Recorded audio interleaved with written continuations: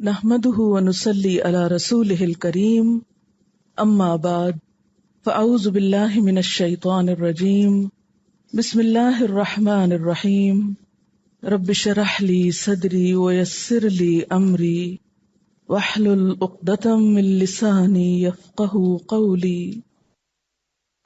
قرآن پاک کی یہ آیات ہماری ذاتی زندگی کی اصلاح، ہمارے خاندانی زندگی کی اصلاح اور پھر اس کے بعد معاشرے کی اصلاح میں بے حد اہم کردار ادا کرتی ہیں۔ قرآن پاک میں یہ پہلا موقع ہے جہاں ایمان والوں کو براہ راست آگ سے بچنے کے لیے کہا جا رہا ہے۔ یا ایھا الذین آمنو، اے لوگو جو ایمان لا چکے ہو، مومن ہو، اپنے آپ کو ایمان والا کہتے ہو، اور ایمان والا امن میں آ جاتا ہے نا، ہم سب ایمان لا کر مطمئن ہو جاتے ہیں، امن میں آ جاتے ہیں کہ ہاں ٹھیک ہے اب تو ہماری نجات ہو جائے گی۔ لیکن اہل ایمان سے کہا جا رہا ہے کہ تم چین سے مت بیٹھو، فکر کرو۔ کس بات کی؟ قوا انفسکم واہلیکم نارا، بچاؤ اپنے آپ کو اور اپنے گھر والوں کو آگ سے، صرف خود کو نہیں گھر والوں کو بھی آگ سے بچاؤ۔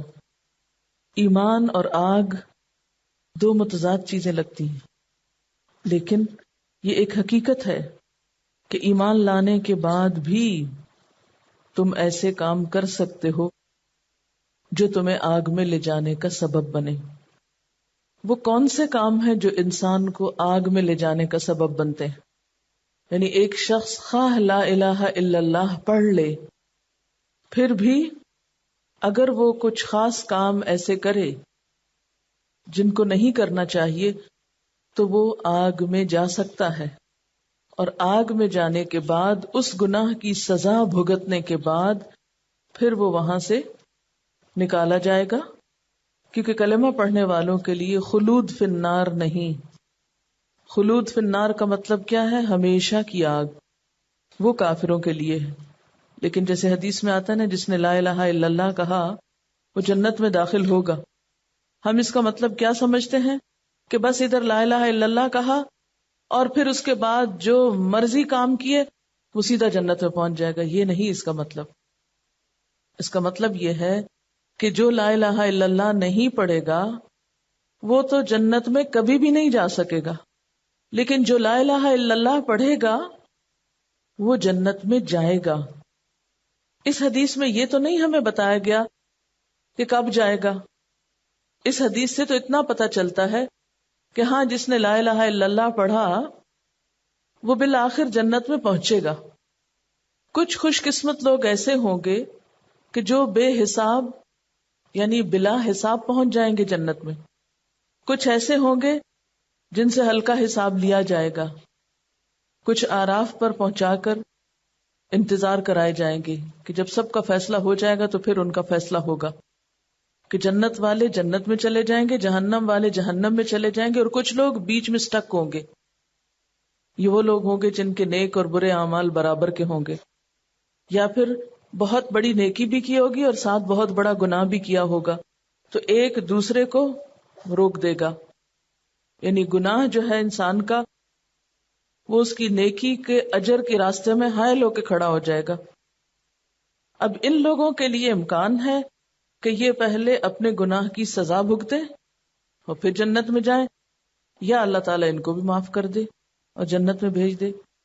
ہم لوگ آخرت کے معاملے میں نہایت غیر سنجیدہ ہیں۔ دنیا کے امتحان کی جتنی فکر کرتے ہیں، اگر صرف اتنی آخرت کے لیے کر لیں جتنی آپ ایک ٹیسٹ یا ایک پرچے کے لیے کرتے ہیں، تو ہمارے بہت سے اخلاق اور معاملات اور اعمال سدھر جائیں۔ لیکن حقیقت یہ ہے کہ ہم آخرت کی اتنی بھی نہیں فکر کرتے جتنی ایک معمولی ٹیسٹ کی ہوتی۔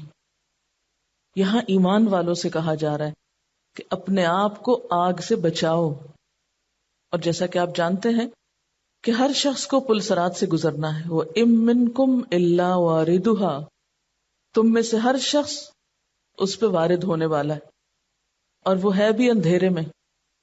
ہر ایک کے عمل کا نور ہوگا، کچھ لوگوں کا نور زیادہ ہوگا، کچھ کا کم ہوگا، زیادہ نور والے وہ ہوں گے جنہوں نے اپنے نیک اعمال کے ساتھ ساتھ دوسروں کے لیے بھی نیکی کے راستے کھولے ہوں گے. الدال علی الخیر کفاعلہ، وہ صرف اپنا نور ہی نہیں، لوگوں کو نیکی کا راستہ دکھانے کا نور بھی رکھتے ہوں گے، اس لیے ان کا نور بہت زیادہ ہوگا.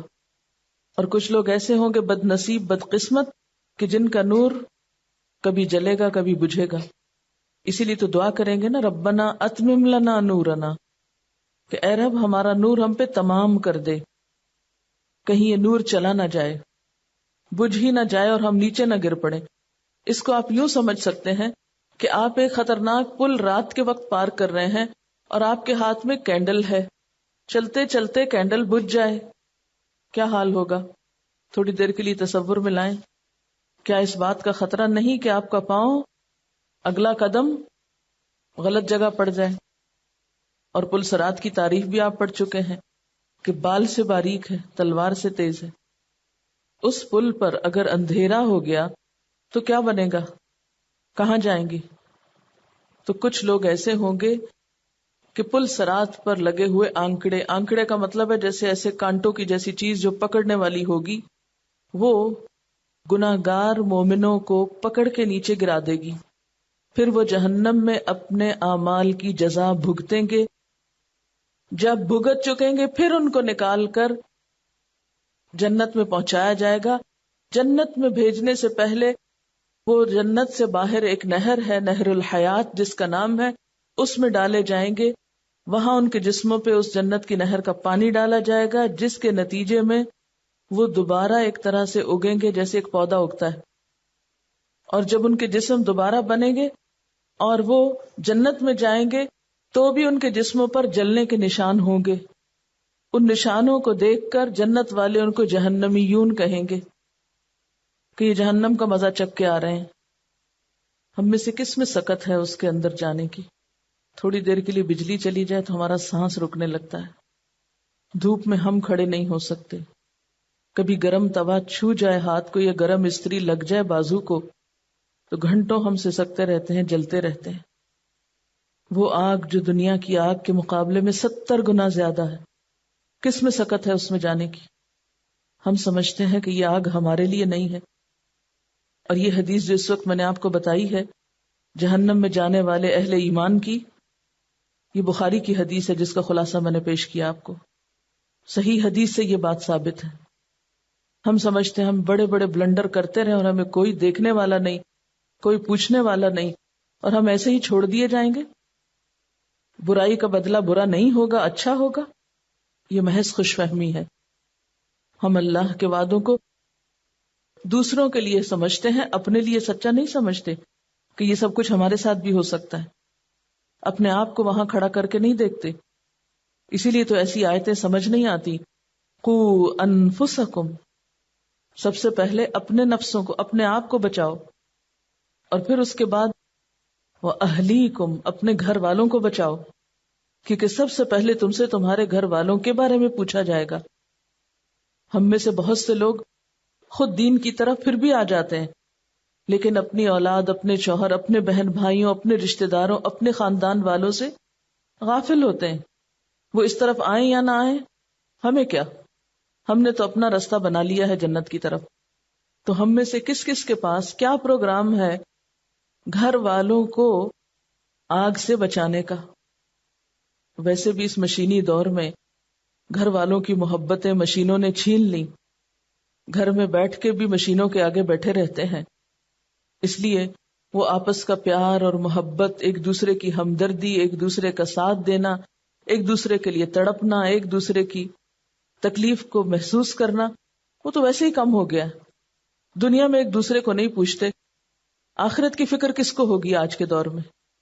دنیا میں اگر ہمارے سامنے ہمارا کوئی پیارا آگ میں گر پڑے تو شاید ہمارا احساس جاگ اٹھے، لیکن ہم تصور میں اپنے عزیزوں کو آگ میں جاتے ہوئے نہیں دیکھتے. آگ کے شعلے ان کے ارد گرد نہیں نظر آتے ہمیں.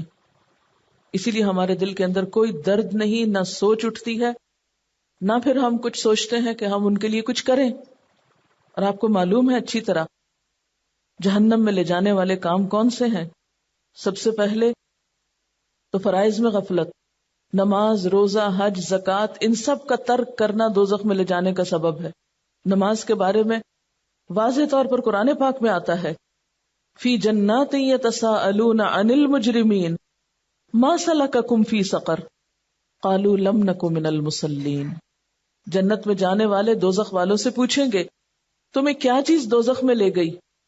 قالوا، وہ کہیں گے لم نک من المصلین، ہم نماز پڑھنے والوں میں سے نہیں تھے، ہم نماز نہیں پڑھتے تھے۔ کیا قرآن کی یہ آیت ایسے ہی لکھ دی گئی ہے قرآن پاک میں؟ اس کا کوئی مطلب نہیں ہے؟ یا یہ کس کے لیے لکھی ہے؟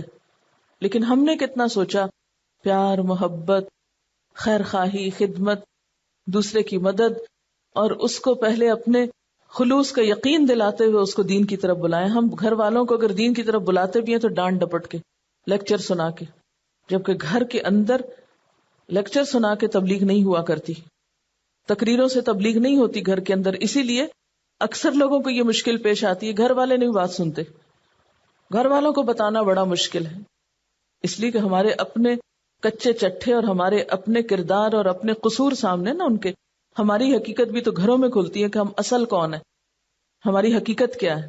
باہر تو لبادے اوڑھے ہوئے ہیں ہم نے، لیکن گھر والوں کے سامنے تو کوئی لبادہ نہیں اوڑھ سکتا۔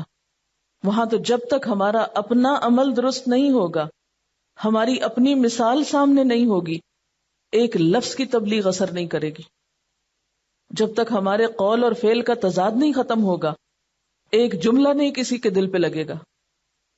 اسی لیے اللہ تعالیٰ نے یہ ذمہ داری ہمیں پہ ڈالی۔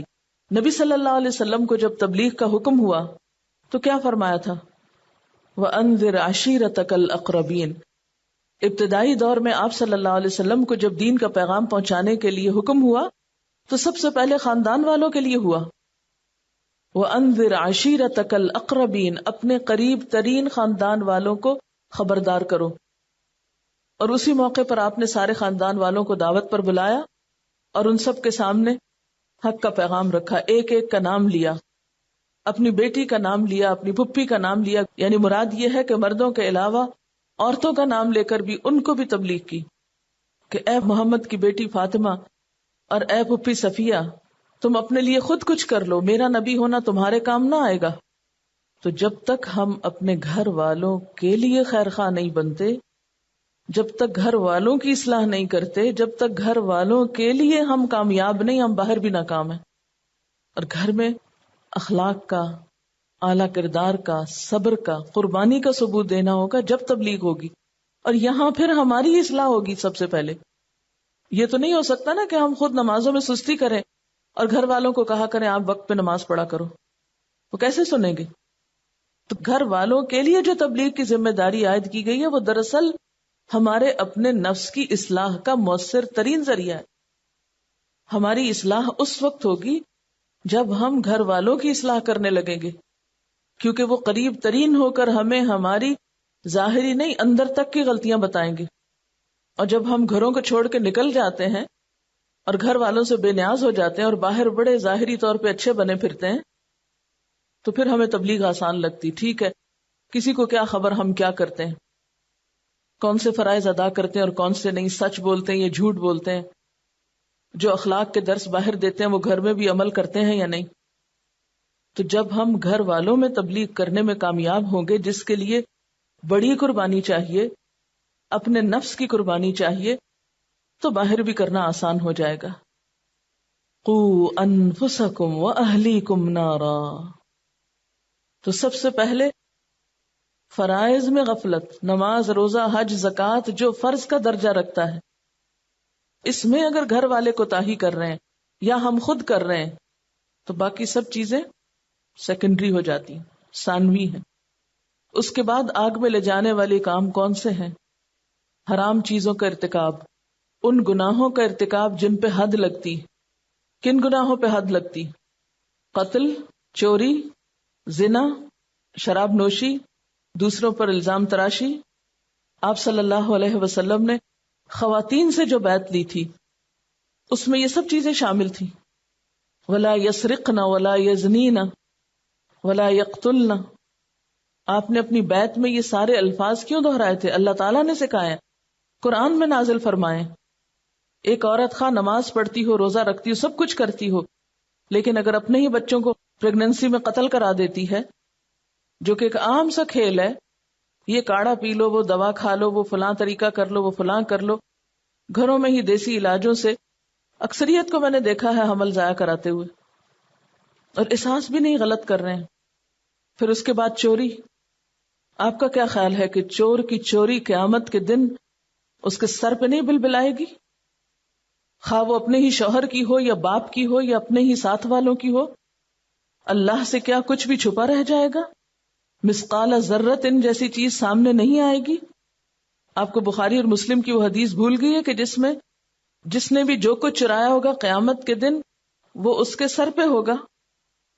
اگر کوئی بکری چرائی تو وہ ممیا رہی ہوگی، کوئی کپڑا ہوگا تو وہ پھڑپھڑا رہا ہوگا، کوئی بھی چیز کسی بھی قسم کی وہ بول بول کے چور کو خود پورے حشر کے میدان میں بدنام کر رہی ہوگی۔ پہلے یہ ہوتا تھا کہ گھر محفوظ ہوتے تھے، اب تو ایسے واقعات سننے میں آتے ہیں کہ گھر میں لوگ مہمان آتے ہیں اور مہمان بن کے چور بن جاتے ہیں، اور یہ مسلمان گھرانوں میں ہو رہا ہے۔ اور شوہروں کے مال کی چوری تو کوئی بات ہی نہیں، ان کی مرضی کے بغیر خرچ کرنا تو کوئی برائی نہیں سمجھی جاتی۔ اسی طرح باقی کبائر کا ارتکاب، پھر کیا جھوٹ اور غیبت اور چغلی، الزام تراشی، یہ سب کبیرہ گناہوں میں نہیں؟ کیا ان پہ کوئی پوچھ نہیں، کوئی پکڑ نہیں؟ آپ صلی اللہ علیہ وسلم ایک قبر کے پاس سے گزر رہے تھے تو آپ نے فرمایا اس قبر والے کو عذاب ہو رہا ہے، اور کوئی بڑی بات پہ نہیں ہو رہا۔ یہ چغل خور شخص تھا، غیبت کیا کرتا تھا۔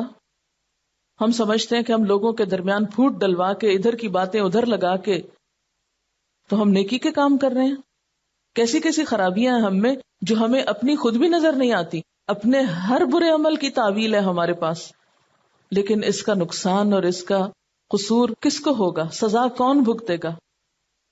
ساتھ کون دے گا؟ کوئی بھی نہیں۔ لا تزر وازرۃ وزر اخری، کوئی کسی کے کام نہیں آئے گا۔ اور پھر آپ صلی اللہ علیہ وسلم نے کیا حضرت عائشہ سے یہ نہیں فرمایا تھا کہ اے عائشہ چھوٹے چھوٹے گناہوں سے بچتی رہنا، کیونکہ یہ چھوٹے چھوٹے مل کر بہت بڑے ہو جائیں گے۔ اور آپ نے ایک اور جگہ پر وہ مثال دی کہ جیسے کسی جنگل میں کوئی جماعت اترے اور پھر سب لوگ جا کر کوئی لکڑی کانٹا اٹھا لیں اور ایک جگہ رکھ کر اس کو جلائیں تو وہ کھانا تک تیار کر دے، یعنی ایک ایک بندے کی چنی ہوئی ایک لکڑی جو ہے وہ مل کر ڈھیر بن جاتی ہے، اور وہ آگ کا ڈھیر جو ہے وہ سب کچھ گلا جلا کے رکھ دیتا ہے۔ آپ نے اپنی اہلیہ سے کہا کہ چھوٹے چھوٹے گناہوں سے بچتی رہنا، یعنی کبائر تو ہیں جہنم میں لے جانے کا سبب، لیکن آپ نے چھوٹے گناہوں سے بھی بچنے کے لیے کہا۔ قوا انفسکم واہلیکم نارا، اپنے ہی بچوں کا مذاق اڑا رہے ہوتے ہیں، اپنے ہی بچوں کا منہ چڑھا رہے ہوتے ہیں، اپنے ہی بہن بھائیوں کے ساتھ برا کر رہے ہوتے ہیں، اور ہم اس کو کبھی برا ہی نہیں سمجھتے، ہم کہتے ہیں یہ تو ہمارا حق ہے، کیا ہوا یہ تو اپنے ہیں۔ بہت دفعہ ایسا ہوتا ہے، اپنوں کے ساتھ غلط کام کر کے، مس بہیو کر کے، زیادتی کر کے، پھر کیا سمجھتے ہیں کیا ہوا اپنا ہی تو ہے۔ کہیں بھی حق نہیں دیا گیا کہ کوئی اپنا ہو، خواہ اولاد ہی کیوں نہ ہو، تو اس میں ناروا ظلم کرنے کے لیے کوئی پوچھے گا نہیں، اس کا بھی محاسبہ ہوگا۔ قوا انفسکم واہلیکم نارا، مطمئن ہو کے بیٹھنے کا کوئی موقع نہیں کہ ہم سمجھیں کہ ہاں ہم فارغ ہو گئے۔ حضرت عمر رضی اللہ تعالی عنہ جن کی نیکیاں آسمان کے ستاروں برابر تھیں، وہ اپنے بارے میں کیا سوچتے ہیں کہ میرا ایک پاؤں اگر جنت کے اندر ہو اور ایک ابھی باہر ہو تو مجھے پھر بھی خوف رہے گا کہ کہیں میں باہر ہی نہ رہ جاؤں، یعنی میں اس وقت تک امن میں نہیں ہوں جب تک پورے کا پورا جنت کے اندر نہ چلا جاؤں۔ پھر وہ اپنے بارے میں کہا کرتے تھے اگر آسمان سے یہ ندا آئے کہ ایک شخص کے سوا سب بخش دیے گئے تو مجھے پھر بھی خوف رہے گا کہ وہ ایک شخص میں تو نہیں، کہیں وہ میں تو نہیں جو نہیں بخشا گیا۔ یہ ان لوگوں کا حال ہے جن کی ساری زندگی خوف خدا میں گزری، اور ہم کچھ نہ کر کے بھی بڑے مطمئن ہیں کہ جنت ہمارے لیے ہے۔ ہم نے اپنے نفسوں کو، اپنے گھر والوں کو ایسی ایسی ڈھیل دے رکھی ہے، ہر غلط کام کی ایسی ایسی تعویل کر رکھی ہے کہ رو کے کبھی استغفار کرنا بھی نصیب نہیں ہوتا۔ دنیا کی چھوٹی چھوٹی چیزوں کے جانے پہ آنسو آ جائیں گے، خود اپنی زندگی کے جانے پہ اور اپنے لیے آگے کی سزا کے لیے کبھی آنسو نہیں آئیں گے کہ جو اپنے ہی گناہوں سے بھڑکا رکھی ہے۔ کیا وجہ تھی کہ صحابہ کرام آخرت کے خوف سے اتنا روتے تھے کہ آنسوؤں کی کثرت سے ان کے چہروں پر نشان پڑ گئے تھے. ہم میں سے کتنے لوگوں کے آنسو خدا کے خوف میں بہتے ہیں؟ اس لیے کہ ہمیں فکر ہی نہیں ہے. ہم سمجھے بیٹھے ہیں کہ ہم تو بالکل امن میں ہیں. جیسے لوگوں کو باتیں کر کے اور ظاہری چند حرکتوں سے مطمئن کرنے کی کوشش کرتے ہیں، ہم سمجھتے ہیں اللہ تعالیٰ کو بھی ایسے ہی باتوں میں لگا لیں گے. وہ تو ظاہر و باطن ہر چیز کو جانتا ہے، اس کو کوئی دھوکہ نہیں دے سکتا، اس کے سامنے کوئی پریٹینڈ نہیں کر سکتا. جو نہ کیا ہو وہ اس کو یہ کہہ کے نہیں بتا سکتے کہ یہ میں نے کیا ہے. جو کیا ہوگا وہی سامنے آئے گا، اس کے سوا کچھ اور نہیں. اور پھر آپ دیکھیے کہ آگ کی جو ڈسکرپشن دی گئی ہے، وقودها الناس والحجارہ، اس میں انسان اور پتھر جلیں گے. جلتے ہوئے پتھر کے پاس سے بھی انسان گزرے. کبھی آپ نے اگر سونا بات لیا ہو تو آپ کو معلوم ہوگا کہ اس میں جس وقت وہ پتھر جل رہے ہوتے ہیں یا پتھر سیکے جا رہے ہوتے ہیں اور اس میں آپ صرف پانی ڈالتے ہیں تو اتنی بھاپ اٹھتی کہ آپ کا پورا جسم پسینہ پسینہ ہو جاتا ہے. حالانکہ وہ اس میں آگ نہیں ہوتی، کچھ بھی نہیں، صرف گرم پتھر ہوتے ہیں اور اس کے پانی کی بھاپ سے آپ پگھل جاتے ہیں. تو جہنم میں تو وہ پتھر انگارے بن جائیں گے اور دوسری طرف انسانوں کے جسموں سے شعلے نکلیں گے. کیا عالم ہوگا اس آگ کی اذیت کا، اس کی شدت کا. اس آگ سے بچنے کے لیے کہہ رہے ہیں اللہ تعالیٰ وقودها الناس والحجارہ. اور پھر سب سے بڑی بات یہ کہ علیہا ملائکۃ غلاظ شداد، سنگ دل قسم کے سخت زوراور قسم کے فرشتے اس پہ مسلط ہوں گے، اس لیے کہ لوگ وہاں سے نکل کے بھاگنا چاہیں گے. ایک چھوٹی سی چھپکلی ہمیں نظر آئے تو ہم کیسے چیخیں مار کے بھاگنے لگتے ہیں. کہیں آگ لگ جائے تو ہم میں سے کوئی وہاں بیٹھا نہ رہ جائے. تو جہنم میں کون بیٹھنا چاہے، کون رہنا چاہے گا؟ سب بھاگنے کی فکر کریں گے کہ نکلے یہاں سے. کلما ارادوا ان یخرجوا منها من غم اعیدوا فیہا، جب بھی غم کی شدت کی وجہ سے اس سے نکلنے کی تمنا کریں گے، نکلنے کی کوشش کریں گے، اسی میں دھکیل دیے جائیں گے، واپس پلٹا دیے جائیں گے. لا یعصون اللہ ما امرہم. انسانوں کے حرکتوں کے مقابلے میں فرشتوں کا عمل دکھایا گیا. وہ تو اللہ کی نافرمانی نہیں کرتے، جو بھی وہ ان کو حکم دیتا ہے. وہ ہم جیسے تھوڑی ہیں کہ اللہ کا حکم سامنے آ بھی جائے تو جو جی میں آئے مانے، جو جی میں آئے انکار کر دیں. فرمایا فرشتے ایسے نہیں کرتے. وَيَفْعَلُونَ مَا يُؤْمَرُونَ، جو حکم دیے جاتے ہیں پورا کرتے ہیں، ویسے ہی ایز اٹ از کرتے ہیں. کبھی سوچا آپ نے کہ اس موقع پہ فرشتوں کی یہ صفت کیوں بتائی گئی کہ جو کہا جاتا ہے 100% کرتے ہیں؟ ہم اپنا حال بھی دیکھ لیں، جو کہا جاتا ہے کیا 100% کرتے ہیں؟ یعنی اللہ نے جو کچھ فرما دیا وہ کسی چیز کا انکار نہیں کرتے، اسی طرح کام کرتے چلے جاتے ہیں، خواہ ان کے آگے کوئی روئے، چیخے، چلائے، جو مرضی کرے. دیکھیں نا، جیسے جان لینے آتے ہیں تو لے کے چلے جاتے ہیں نا، سب چیخ پکار کر رہے ہوتے ہیں. بعض لوگوں کی جان اس حال میں جاتی ہے کہ ان کے چھوٹے چھوٹے بچے ہوتے ہیں، لیکن فرشتے آتے ہیں اور لے جاتے ہیں. وہ نہیں دیکھتے کہ بچے چھوٹے ہیں یا کوئی دودھ پیتا ہے تو اس کی ماں نہ لو، یا کوئی ابھی بڑا مصروف ہے. نہیں، جس کی لینی ہے اللہ نے حکم دیا، گئے اور کام کر کے آ گئے. جب دنیا میں یہ مثالیں عبرتناک ہم دیکھتے ہیں تو آخرت میں کیا ہوگا؟ وہاں بھی وہ کچھ ترس نہ کھائیں گے. جس طرح کی سزا جس کو دینے کا حکم ملے گا اسی طرح اس کو پکڑ لیں گے.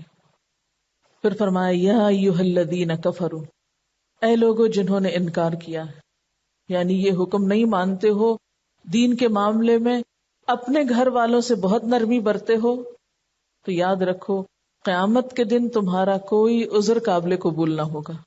کیونکہ جو انسان کام نہیں کرتا وہ ہمیشہ بہانے لاتا ہے نا، اور پھر انسان اپنی عادت سے مجبور وہاں جا کے بہانے بازی کرنے لگے گا.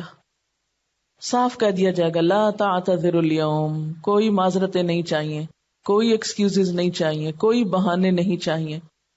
آج ہم کسی بھی گناہ کے کرتے وقت سب سے پہلے کیا کرتے؟ بہانہ کرتے ہیں. یہ گناہ کر رہے ہیں، اپنے آپ کو مطمئن کرتے ہیں، اس لیے کر رہے ہیں کہ ہمارے ساتھ ایسا ہوا ہے. ہر غلط کام کے پیچھے ہم نے ایک عذر کیا ہوا ہے. کبھی سوچیں کہ یہ عذر اللہ کو مطمئن کر دیں گے؟ وہاں تو صاف کہہ دیا جائے گا نہیں مانے تھے لا تعتذروا اليوم، آج بہانے مت کرو، عذر مت کرو. انما تجزون ما کنتم تعملون، تم کو تو وہی بدلہ دیا جا رہا ہے جو تم عمل کرتے رہے ہو. تمہیں وہی مل رہا ہے جو کر کے لائے ہو. کیا ہے ہمارے پاس؟ اچھا عمل ہے تو اچھا بدلہ، غلط کام کیے ہیں تو وہی غلط کام سامنے آئیں گے. جیسے ابھی میں نے بتایا کہ چور کی چوری اس کے سر پہ چڑھ کے بول رہی ہوگی، جو کیا ہوگا وہ رسوائی کا سبب بنے گا. جب تک کہ اس حرکت سے انسان توبہ نہ کر لے، ندامت نہ کرے، شرمندہ نہ ہو اور پھر اپنے عمل کو بدل نہ لے. اور انسانوں کا حق مارا ہے تو جب تک انسان کا حق لوٹائے نہیں، قیامت کے دن اتنی ہی نیکیاں اپنے اعمال نامے کی دینی پڑیں گی. یعنی سزا الگ ملے گی اور نیکیاں الگ نکال دی جائیں گی، مائنس کر دیے جائیں گے پوائنٹس. انما تجزون ما کنتم تعملون، تمہارا یہ بدلہ، تمہاری یہ جزا وہی ہے جو تمہارے اعمال تھے، کچھ اور نہیں. نہ کسی اور کے عمل ہمارے کام آئیں گے، نہ ہماری نیکیاں کسی اور کو دی جائیں گی، اور نہ ہماری سزا کوئی اور بھگتے گا. جو کیا ہوگا وہی پاؤ گے، وہی سامنے آئے گا. اس کا حل اور علاج یہی ہے، یا ایھا الذین آمنوا توبوا الی اللہ، توبہ کر لو اللہ سے. اور توبہ بھی صرف جھوٹوں والی توبہ نہیں کہ زبان سے توبہ توبہ کرو اور عمل میں کوئی تبدیلی نہ آئے. نہیں، توبۃ نصوحا، خالص توبہ، سچی توبہ جس میں حقیقی طور پر عمل بدل آئے. نصوحا کا لفظ نصح سے ہے، خالص، سچی، یعنی ایسی سچی توبہ جس کے بعد گناہ کا کوئی ارادہ نہ ہو. پکا وعدہ کر لے انسان میں آئندہ نہیں یہ کروں گا. ایسی توبہ کی کچھ شرائط. نمبر 1، جس گناہ سے توبہ کر رہا ہے اسے چھوڑ دے. نمبر 2، اس پر ندامت کا اظہار کرے، شرمندہ ہو. نمبر 3، آئندہ نہ کرنے کا وعدہ کرے. نمبر 4، اگر حقوق العباد میں حق تلفی کی ہے تو وہ حق لوٹائے.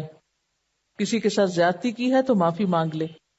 گویا محض زبان سے توبہ توبہ کہنا کوئی معنی نہیں رکھتا جب تک انسان توبہ کی شرائط پوری نہ کرے. اور فور موسٹ چیز کیا ہے؟ شرمندگی، ندامت. آپ صلی اللہ علیہ وسلم نے فرمایا الندم توبہ، شرمندگی ہی توبہ ہے. یعنی جو شرمندہ ہو جائے اپنے ماضی کے کسی فعل پر، گویا اس نے توبہ کر لی. ایک اور جگہ پر آتا ہے کہ ایک صحابی نے کہا کہ سچی توبہ یہ ہے کہ آدمی رجوع کرے اور پھر اس فعل کو نہ دہرائے. تو نتیجہ کیا ہوگا؟ عسیٰ ربکم ان یکفر عنکم سیئاتکم، بعید نہیں، امید ہے کہ اللہ تمہاری برائیاں تم سے دور کر دے گا. عسیٰ یعنی جب تم توبہ کرو گے تو پھر تمہیں امید دلائی جاتی ہے کہ وہ توبہ قبول کر لے گا. اچھا، یہ عسیٰ کا لفظ کیوں ہے؟ یقینی بات کیوں نہیں؟ اس لیے کہ جنت کی گارنٹی تو کسی کے پاس بھی نہیں، کیونکہ اس آیت میں صرف یہ نہیں کہا نا کہ تمہاری خطائیں تم سے دور کر دے گا، بلکہ ساتھ ہی یہ وعدہ بھی ہے وَيُدْخِلَكُمْ، گناہوں کے باوجود جب معافی ہو گئی تو داخل کر دے گا تم کو جنات، ان باغوں میں، تجری من تحتها الانہار، جن کے نیچے نہریں بہ رہی ہوں گی. تو جنت میں داخلہ، تو آپ صلی اللہ علیہ وسلم نے اس کے بارے میں کیا فرمایا تھا کہ کسی کا عمل اس کو جنت میں نہیں پہنچا سکتا. صحابہ نے عرض کیا کیا آپ کا عمل بھی؟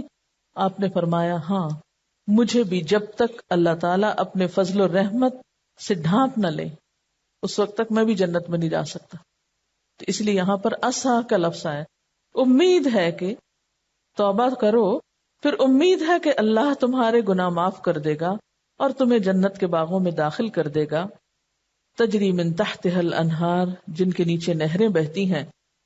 واپس آ جاؤ اپنے غلط کاموں اور غلط ڈگر اور غلط طرز زندگی سے. نیا طرز زندگی اختیار کرو جو اللہ والوں کا ہے. نیا لائف سٹائل اپناؤ، پلٹ آؤ، واپس آ جاؤ. عسیٰ، پھر امید ہے، واپس آؤ گے تو امید ہے. اور صرف امید کی بات کی گئی، گارنٹی کوئی نہیں دی گئی پھر بھی، کیونکہ یہ تو اللہ کی اپنی مرضی پر ہے نا. وہ مالک ہے، وہ بادشاہ ہے، جسے چاہے معاف کرے، جسے چاہے سزا دے. یغفر لمن یشاء ویعذب من یشاء، جسے چاہے گا وہ اس کو معاف کرے گا اور جس کو وہ چاہے گا اس کو سزا دے گا. میرے اور آپ کے پاس کیا گارنٹی ہے کہ وہ ہمیں ضرور معاف کر دے گا؟ یہ تو اس کو پتا ہے کہ کس کو معاف کرنا چاہیے اور کس کو نہیں کرنا چاہیے، کون معافی کے لائق ہے، کون معافی کا مستحق ہے اور کون نہیں ہے. اگر اللہ کے رسول صلی اللہ علیہ وسلم یہ کہہ سکتے ہیں کہ الا ان یتغمدنی اللہ برحمہ، کہ ہاں میں بھی جنت میں اس وقت جاؤں گا جب اللہ مجھے اپنی رحمت سے ڈھانپ لے. پلٹ آنے پر بھی اس نے امید ہے کی بات کی ہے. اور ایمان ہے یہ امید اور خوف کے درمیان.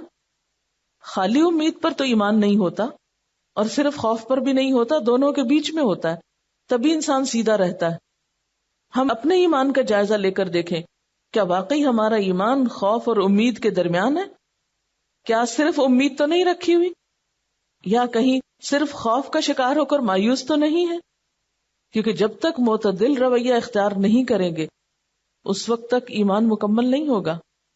عسیٰ ربکم، یعنی ہم کتنے ٹھنڈے دل سے کتنے آرام سے غلط کام کر لیتے ہیں، یہ سوچ کے اچھا بعد میں معافی مانگ لیں گے، ابھی تو غلط کریں پھر معافی مانگ لیں گے، میں توبہ کر لیں گے، پھر حج کر لیں گے، عمرہ کر لیں گے، روزے رکھ لیں گے، پھر ہو جائے گا معاف. کس کو پتا، کون جانتا ہے کہ گھر سے نکلو اور واپس نہ پلٹو؟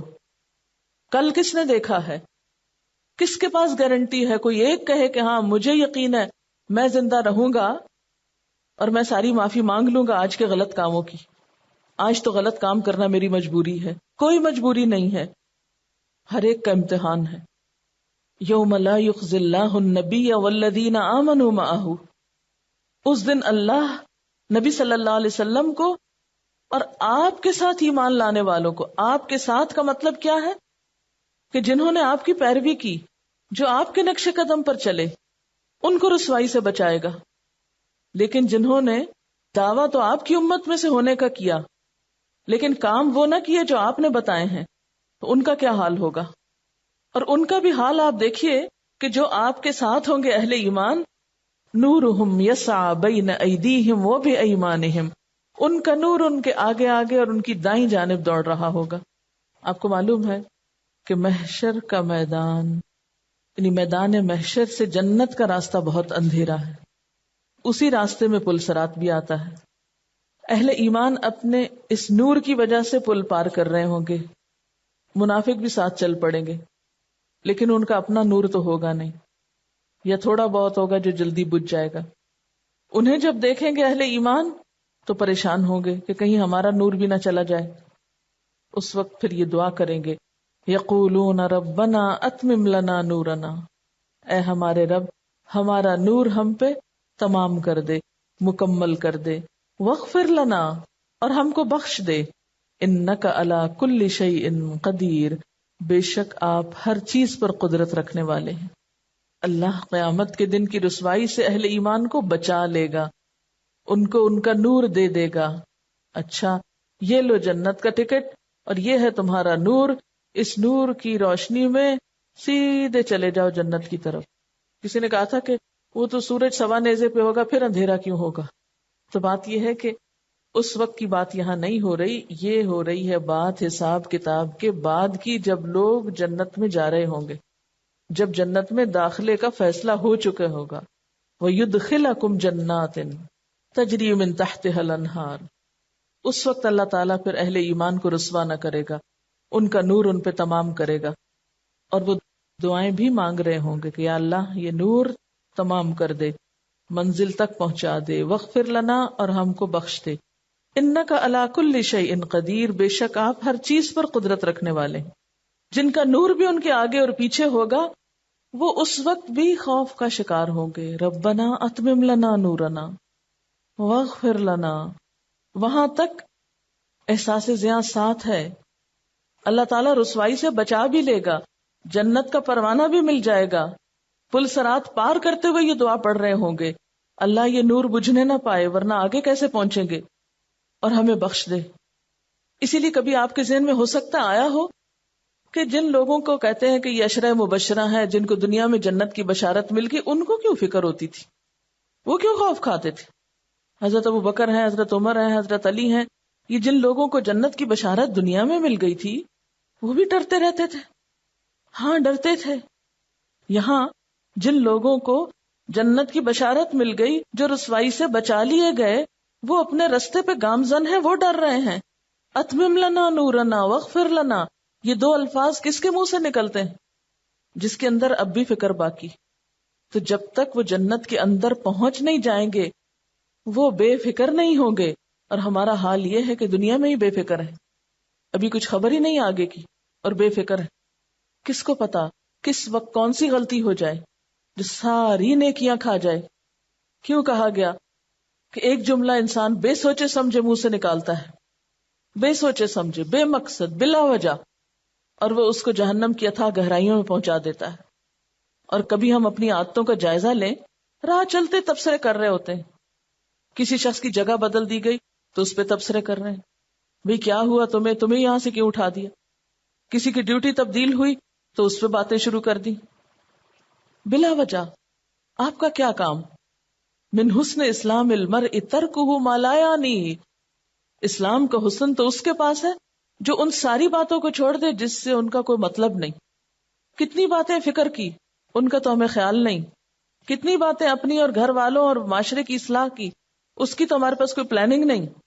اور ہر وقت آس پاس دیکھ رہے ہیں کون کیا کر رہا ہے، دوسروں میں دلچسپی ہے. چند دن پہلے میں نے کسی کو سٹال کی ڈیوٹی دی کہ آپ سٹال پر ضرورت ہے وہاں پر آ جایا کریں. تو وہ رونے لگی کہ نہیں میں تو یہ ڈیوٹی نہیں کر سکتی، اس لیے کہ میں پہلے یہ ڈیوٹی کرتی تھی تو مجھ سے کسی نے کہا کہ جس کو کچھ نہیں آتا اسے یہاں کھڑا کر دیا جاتا ہے، کہ بہت سے لوگوں نے مجھے بتایا کہ یہاں تو نکمے لوگ کھڑے ہوتے ہیں. اب ایک شخص جو نیکی کے لیے اتنا بڑا کام کرنے کے قابل ہے، محض لوگوں کی باتوں سے وہ اس نیکی کے پاس نہیں جا رہا کہ مجھے پھر وہی باتیں سننی پڑیں گی. ہم بھول جاتے ہیں کہ مسجد نبوی میں جھاڑو لگانے والی عورت کا جنازہ اس کی قبر میں جانے کے بعد بھی آپ صلی اللہ علیہ وسلم نے پڑھایا تھا. اللہ کے دین کے راستے میں صرف کرسی میز پہ بیٹھ کے تبلیغ کرنا اور درس دینا ہی بڑی بات نہیں. یہ تو انتہائی خطرناک جگہ ہے، انتہائی خطرناک، کہ معلوم نہیں کس وقت نیت پھسل جائے، معلوم نہیں کس وقت منہ سے کوئی غلط بات نکل جائے، معلوم نہیں وہ کہاں کہاں تک پہنچ جائے، معلوم نہیں کتنی پکڑ ہو جائے. یہ تو سب سے زیادہ ڈرنے والی جگہ ہے، سب سے زیادہ خوف کھانے والی جگہ ہے. اور ہم چیزوں کو صرف ظاہری اعتبار سے دیکھتے ہیں. کبھی ہم نے سوچا کہ ہمارے راہ چلتے لوگوں کے کام پہ تبصرے اور کمنٹس ان کی کتنی ہمت توڑ دیتے ہیں یا ان کو نیکی کے راستے سے روک دیتے ہیں. ہمیں تو یاد بھی نہیں ہوگا کہ ایسی باتیں کرنے والوں میں ہم بھی شامل ہوں گے.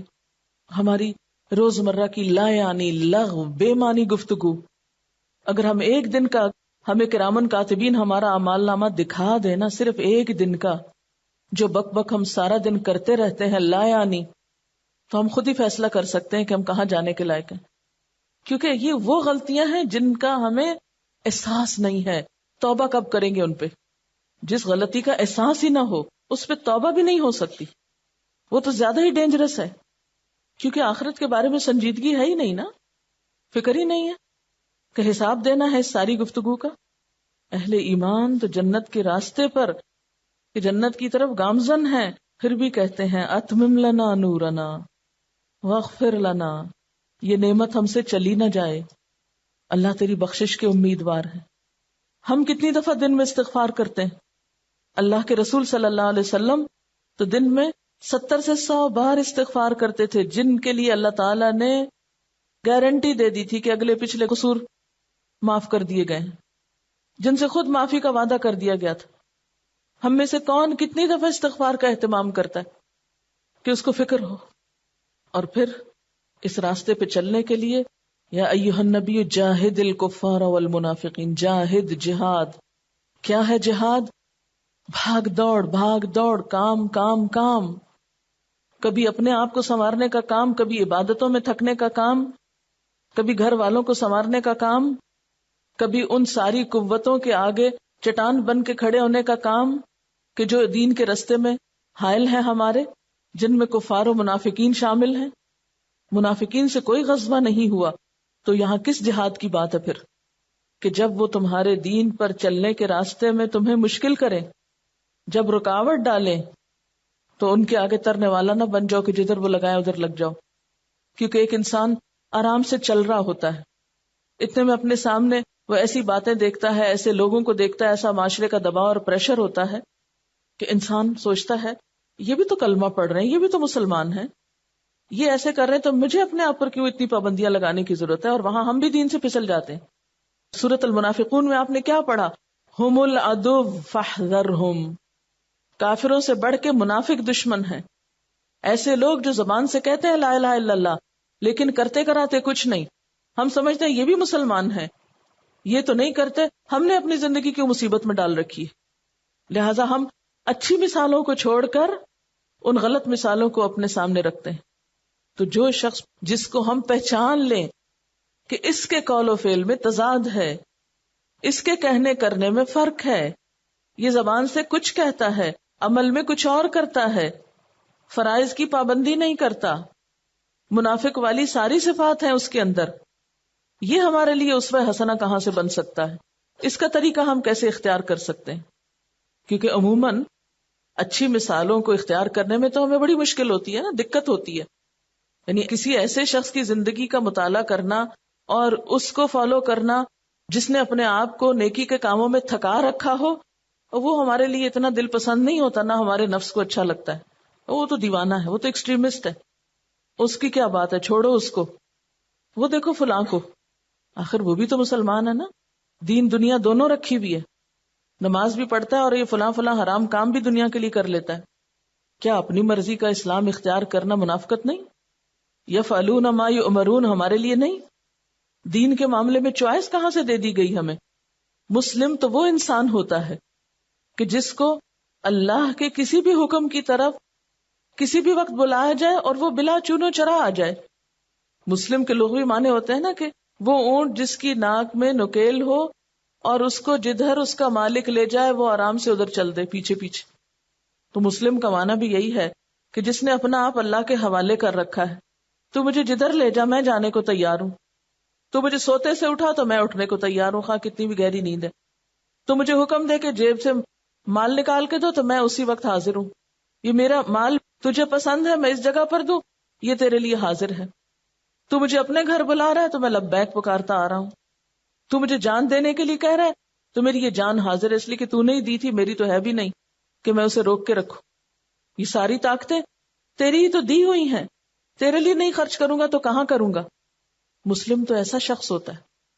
کیا یہ منافقت نہیں کہ ہم زبان سے تو کلمہ پڑھیں اور اللہ کی اطاعت کی طرف ہمیں بلایا جائے اور ہم کام چوری کریں؟ جو چیز ہمارے نفسوں کو آسان لگے, جس میں ہمیں دنیا کا کوئی فائدہ نظر آئے, وہ تو ہم آگے بڑھ کے کر لیں, اور جہاں دنیا کا فائدہ اور مطلب ہمارا پورا نہ ہو وہاں ہم پیچھے ہٹ جائیں کہ یہ نہیں ہم سے ہوتا. اللہ کا بندہ تو ہر کام کرنے کے لیے تیار ہوتا ہے, اس کی تو اپنی کوئی چوائس ہی نہیں ہوتی. وہ تو عبد ہے نا, غلام ہے. غلام کی کیا چوائس ہوتی ہے کہ مجھے یہ کرنا اور یہ نہیں کرنا, مجھے تو جو بھی مل جائے میں نے کرنا ہے. تو جاہد الکفار والمنافقین, ان سارے لوگوں سے نبٹنا ہے جو تمہارے دین پر چلنے میں رکاوٹ ہے, خواہ وہ تمہارے اپنے گھر کے اندر ہے. دین کے معاملے میں کوئی کمپرومائز نہیں, اس سینس میں کہ کوئی کہے نماز چھوڑ دو تو نماز چھوڑ کے بیٹھ جائیں, کوئی کہے حجاب اتار دو تو اتار کے بیٹھ جائیں, کوئی کہے جھوٹ بول لو آج میری خاطر تو جھوٹ بول لیں, کوئی ہمیں انوالو کر لے چغلی پر یا غیبت پر تو ہم اس کے ساتھ بیٹھ جائیں چغلیاں کرنے. وغلظ علیہم, ان پہ سختی کرو. سختی کا مطلب یہ نہیں کہ ڈنڈا اٹھا کے ان کے پیچھے چلو, مراد اس سے یہ ہے کہ فرم رویہ اختیار کرو, ان کی باتوں میں نہ آؤ. ان کو پہچان ہو جائے کہ تم چٹان ہو, جسے توڑا تو جا سکتا, اپنی جگہ سے ہلایا نہیں جا سکتا. تم اپنے اصولوں کی قربانی نہیں دے سکتے, اللہ کی اطاعت میں کسی دوسرے کی نہیں مان سکتے. تو ایسے لوگوں کے سامنے جو زبان سے تو ایمان کے دعوے کرتے اور عمل سے اس کو جھٹلاتے ہو, ان کے سامنے نرم نہیں پڑنا, کرنا وہی ہے جو اللہ کا حکم ہو. اسی کو جہاد کہتے ہیں. دیکھیے ایک ہے کافروں سے جہاد, وہ آسان ہوتا ہے. ان سے جہاد جو بظاہر مسلمان ہیں اور پھر اسلام پہ نہ چلتے نہ چلنے دینا چاہتے ہیں, ان سے معاملہ کرنا زیادہ مشکل اور کٹھن ہے یا نہیں؟ تو ان سے معاملہ کرتے وقت جہاد میں ان کی گردنیں نہیں اڑانی, ان سے تعلق نہیں کاٹنے, لیکن اصول پہ قائم رہنا. فرمایا وغلظ علیہم, ان پہ سختی کیجیے, ان کا ترنے والا نہیں بنیے. سختی کی ضرورت, سختی سے مراد بدتمیزی نہیں ہے, مراد استقامت ہے اور ان کی بات نہ ماننا ہے. وَمَأْوَاهُمْ جہنم, اور ان کا ٹھکانہ بھی جہنم ہے. یعنی صرف ایمان کے زبانی دعوے سے جنت نہیں ملتی جب تک کچھ کر کے نہ دکھاؤ. وَبِئْسَ الْمَصِيرُ, اور وہ بہت برا ٹھکانہ ہے. اب اس بات کو اللہ تعالیٰ مثال سے سمجھا رہے ہیں. ضَرَبَ اللَّهُ مَثَلًا لِلَّذِينَ كَفَرُوا, امرأۃ نوح، بیان کی اللہ نے ایک مثال ان لوگوں کے لیے جنہوں نے کفر کیا. کس کی؟ امرأۃ نوح، نوح علیہ السلام کی بیوی کی. وامرأۃ لوط، اور لوط علیہ السلام کی بیوی کی. اب اس صورت میں بیویوں کا ذکر بہت ہے، خواتین کا ذکر بہت ہے. اور مثل کا کیا مطلب ہے؟ کسی کی ایسی حالت بیان کرنا جس میں دوسرے کے لیے کوئی سبق ہو. تو نوح علیہ السلام اور لوط علیہ السلام کی ایسی بات بیان کیجئے جس سے کافر لوگوں کو سبق حاصل ہو. کیا؟ کانتا تحت عبدین من عبادنا صالحین، وہ دونوں عورتیں ہمارے دو نیک بندوں کی بیویاں تھیں، ان کی زوجیت میں تھی، پیغمبروں کی بیویاں تھیں. لیکن ان دونوں کا قصور کیا تھا؟ فخانتاہما، انہوں نے اپنے شوہروں سے خیانت کی تھی. خیانت سے مراد یہاں عصمت میں خیانت نہیں، کیونکہ کسی نبی کی بیوی کبھی بدکار نہیں ہوئی. خیانت سے مراد اپنے شوہروں پر سچا ایمان نہ لانا ہے. پیچھے منافقین کی بات ہے نا، تو ان دو ازواج کے اندر بھی کیا تھی؟ ایک طرح کی منافقت تھی، کیونکہ امانت میں خیانت منافقت کی علامت ہوتا ہے نا. اور یہاں کس امانت میں خیانت مراد ہے؟ دین پر عمل کرنے کے معاملے میں جو پابندیاں عائد ہوتی تھی. ان دونوں کی ہمدردیاں اپنے شوہروں سے زیادہ اپنی قوموں کے ساتھ تھی، اپنی برادری اور خاندان کے ساتھ تھی جو دین پر نہ تھے. نوح علیہ السلام کی بیوی اپنے شوہر کے بارے میں کہتی کہ یہ مجنون ہے، دیوانہ ہے. لوط علیہ السلام کی بیوی اپنے قوم کو گھر آنے والے مہمانوں کی اطلاع دیتی. اسی لیے جب فرشتے آئے تو قوم کو کیسے پتا چلا کہ ان کے گھر فرشتے آئے؟ کیونکہ فرشتے کوئی عام گزرگاہ یا سڑک سے تو ہو کر نہیں آئے تھے، وہ تو اچانک آئے تھے. کسی کو خبر نہیں تھی باہر کے اندر فرشتے ہیں. تو باہر والے جو چڑھ دوڑے تھے، کس نے بتایا تھا؟ بیوی نہیں بتایا تھا، کیونکہ گھر کا بھیدی لنکا ڈھائے. تو راز فاش کرنا خیانت ہے. یہاں بھی راز فاش کرنا خیانت ہے، اسی خیانت کا ذکر ہے یہاں پر. تو بنیادی طور پر ان دونوں عورتوں کا قصور کیا تھا؟ یہ اپنے شوہروں کی چغلیاں کھاتی تھی، شوہر کی غیر موجودگی میں ان کو برا بھلا کہتی تھی. یہ بھی ایک بہت بری عادت ہوتی. آپ کا 100 اختلاف ہو گھر میں، ہر گھر میں کچھ نہ کچھ اونچ نیچ ہوتی ہے، ایک دوسرے سے اختلاف ہوتا ہے، لڑائی جھگڑا ہوتا ہے. لیکن اس سے بدترین بات کیا ہے کہ انسان گھر سے نکلے اور لوگوں کے بیچ میں بیٹھ کے اپنے ہی شوہر یا بیوی کی برائیاں بیان کرنے لگے. بعض لوگوں کو آپ نے دیکھا ہوگا نا، وہ برسر مجلس شروع ہو جاتے ہیں، میرا شوہر ایسا ہے اور میری بیوی ایسی. یہ انتہائی ناپسندیدہ اور بد اخلاقی پر محمول بات ہے. کچھ بھی ہو، لیکن دونوں ایک دوسرے کے رازدان ہیں، دونوں ایک دوسرے کے پردہ دار ہیں، ایک دوسرے کے عیب چھپانے والے ہیں. اس سے بہت زیادہ خرابیاں ہوتی ہیں. اور خصوصاً بچیوں کو میں یہ تلقین کروں گی، شادی کے بعد شروع میں جب ایک دوسرے کے لیے دونوں نئے ہوتے ہیں، بہت سی باتوں سے اختلاف ہو سکتا ہے، بہت سی باتیں پسند نہیں بھی ہو سکتی، ان کو آپس میں ہی سلجھانا چاہیے، نہ کہ گھر سے نکال کے دوستوں کو بتانا شروع کر دے انسان، اور دوستوں سے آگے پھر عام لوگوں کو، رشتہ داروں کو، ماں باپ کو، ہر جگہ ایک پروپیگنڈا شروع کر دیا. اس سے اپنی ہی عزت جاتی ہے، اور لوگوں کی نگاہ میں بھی ایسی عورت بہت بدنام ہوتی ہے کہ اس کا کیا کہنا ہے، یہ تو اپنے شوہر کی وفادار نہیں، ہماری کہاں سے ہوگی. اگر کاؤنسلنگ کرنی ہی ہو، مشورہ کرنا ہی ہو، تو کسی انتہائی رازدار اور سمجھدار اور مخلص امانت دار شخص سے، جو آپ کی بات پھر برسر مجلس نہ اچھالے اور تعلقات کو مزید خراب نہ کرے. فخانتاہما، ان دونوں نے اپنے شوہروں سے خیانت کی. فلم یغنیا عنہما من اللہ شیئا، تو وہ اللہ کے مقابلے میں ان کو کچھ بھی کام نہ آ سکے. یعنی نوح علیہ السلام اور لوط علیہ السلام دونوں باوجود اس کے کہ وہ اللہ کے پیغمبر تھے، مقرب ترین بندوں میں سے تھے، لیکن اپنی بیویوں کو عذاب سے نہ بچا سکے. وقیل ادخلا النار مع الداخلین، اور دونوں سے کہہ دیا گیا کیا؟ آگ میں داخل ہونے والوں کے ساتھ تم دونوں بھی داخل ہو جاؤ. اس سے ایک اور حقیقت کی طرف بھی اشارہ ملتا ہے کہ مرنے کے فوراً بعد ہی جنت یا جہنم کا مزہ آنے لگتا ہے انسان کو. یعنی موت کے وقت ہی ان کو ان کا انجام بتا دیا گیا، ان کا ٹھکانہ دکھا دیا گیا. تو کافروں کے لیے یہ مثال بطور خاص یہاں بیان کی گئی ہے. اور نوح علیہ السلام اور لوط علیہ السلام اپنی بیویوں کو نہیں بچا سکتے، حالانکہ وہ اللہ کے پیغمبر تھے. ہم سب کے لیے سبق ہے، والدین ہوں یا شوہر ہوں، کتنے بھی نیک اور مقرب ہوں، ہمارے کام نہیں آ سکتے جب تک ہم خود اپنے لیے کچھ نہیں کریں گے. وَضَرَبَ اللَّهُ مَثَلًا لِلَّذِينَ آمَنُوا امْرَأَتَ فِرْعَوْنَ، اور بیان کی اللہ نے مثال ان لوگوں کے لیے جو ایمان لائے فرعون کی بیوی کی. ایمان والوں کے لیے نمونہ ہے کس میں؟ ایک اور خاتون میں جو فرعون کی بیوی تھی. ان کا نام کیا تھا؟ آسیہ، اپنے وقت کے بادشاہ کی بیوی تھی. فرعون بہت ظالم بادشاہ تھا لیکن اپنی بیوی کو ایمان سے نہیں روک سکا. فرعون ایک کافر اور ظالم شخص تھا، مگر اس کی بیوی حضرت آسیہ نیک، ایماندار اور باعمل خاتون تھی. بیوی جب درست روش پر قائم رہی تو شوہر کی غلطی اس کو نقصان نہ دے سکی. شوہر کی غلطی نے اس کو کوئی نقصان نہیں دیا. شوہر جہنم میں داخل کیا گیا. قرآن پاک میں کیا آتا ہے؟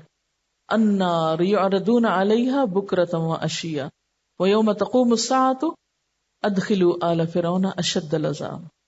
اور اس کے برعکس حضرت آسیہ جب ان پر انتہائی ظلم و ستم ہوا تو انہوں نے کیا دعا مانگی؟ اذ قالت، جب وہ کہنے لگی، کیا کہنے لگی؟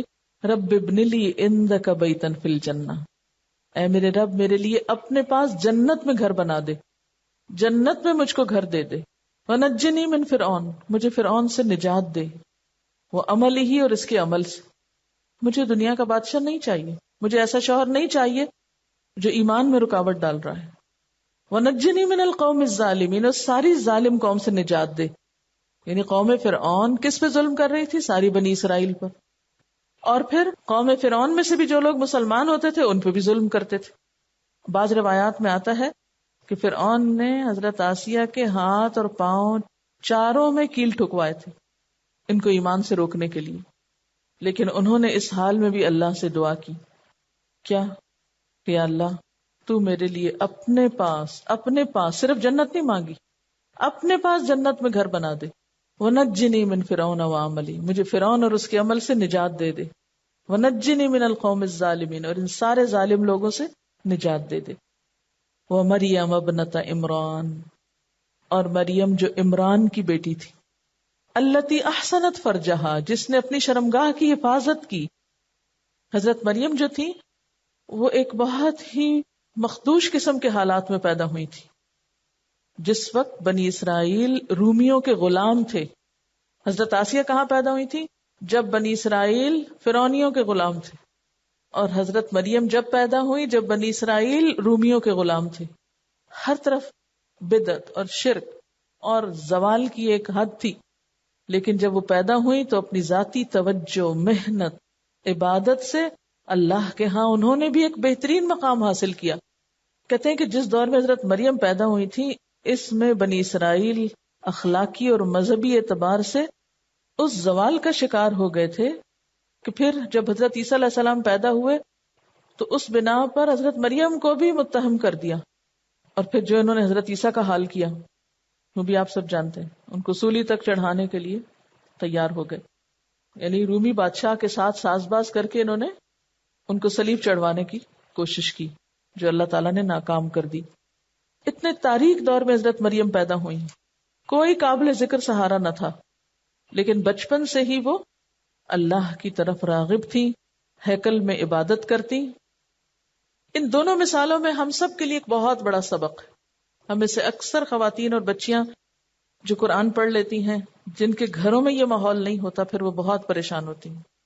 ہم کیا کریں، ہمارا ماحول ہی نہیں ہے دین پر عمل کرنے کا، ہم تو قائم نہیں رہ سکتے، ہے نا یہ بات. ہر ایک کو یہ پریشانی کسی نہ کسی درجے کی لاحق ہے. کسی کو گھر کے اندر ہے، کسی کو گھر کے باہر معاشرے کی ہے، کسی کو کہیں کی، کہ میرے گھر میں کوئی بھی نہیں میرے جیسا میرا ساتھ دینے والا. حضرت مریم کا ساتھ دینے والا وہاں کون تھا اور حضرت آسیہ کا ساتھ دینے والا کون تھا؟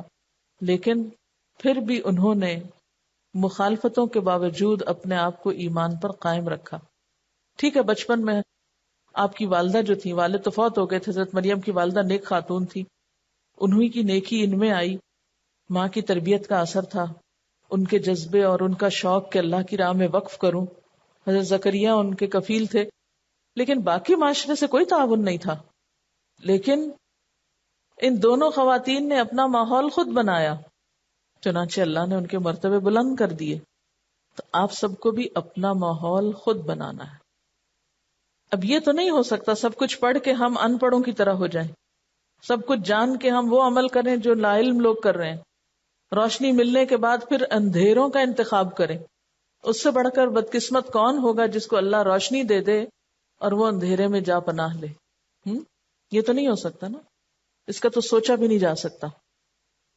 اب ایک شخص جب اپنے آپ کو اللہ کے لیے خالص کرتا ہے تو اللہ تعالیٰ بھی اس کو اپنی حفاظت میں لے لیتا ہے.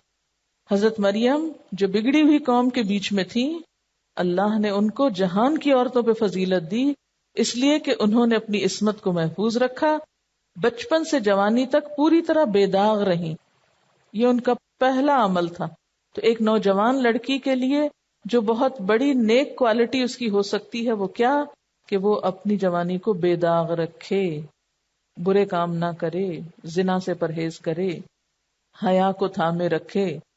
اور پھر فَنَفَخْنَا فِيهِ مِن رُوحِنَا، ہم نے اس کا صلہ اس کو یہ دیا کہ اپنی روح سے اس کو عطا کیا. یعنی حضرت عیسیٰ علیہ السلام کی ولادت ان کے ہاں ہوئی. اور فرج کا لفظ اگرچہ شرمگاہ کے لیے آتا ہے لیکن اس سے مراد ہر وہ راستہ ہے جس سے برائی داخل ہو سکے. نگاہوں کی حفاظت بھی ہے، کانوں کی بھی ہے، زبان کی بھی ہے، سب کی حفاظت اس میں آ جاتی. یعنی انہوں نے اپنے اخلاق اور اعمال کی پوری طرح حفاظت کی تو اللہ نے ان کو نیک بچہ عطا کیا. ایک عورت آئندہ نسل کو پروان چڑھاتی ہے نا. اگر وہ خود بد اخلاق ہوگی تو بچے بھی ویسے ہی ہوں گے، اگر وہ خود دین سے دور ہوگی تو بچے بھی دور ہوں گے. وَصَدَّقَتْ بِكَلِمَاتِ رَبِّهَا، اور اس نے اپنے رب کے کلمات کی تصدیق کی. یہ کون سے کلمات ہیں جن کی تصدیق کی؟ کہتے ہیں کہ کلمات سے مراد صحیفے ہیں، وہ کتبہ، اور کتابوں کی یعنی معروف آسمانی کتابیں، انجیل، زبور، تورات وغیرہ ہیں.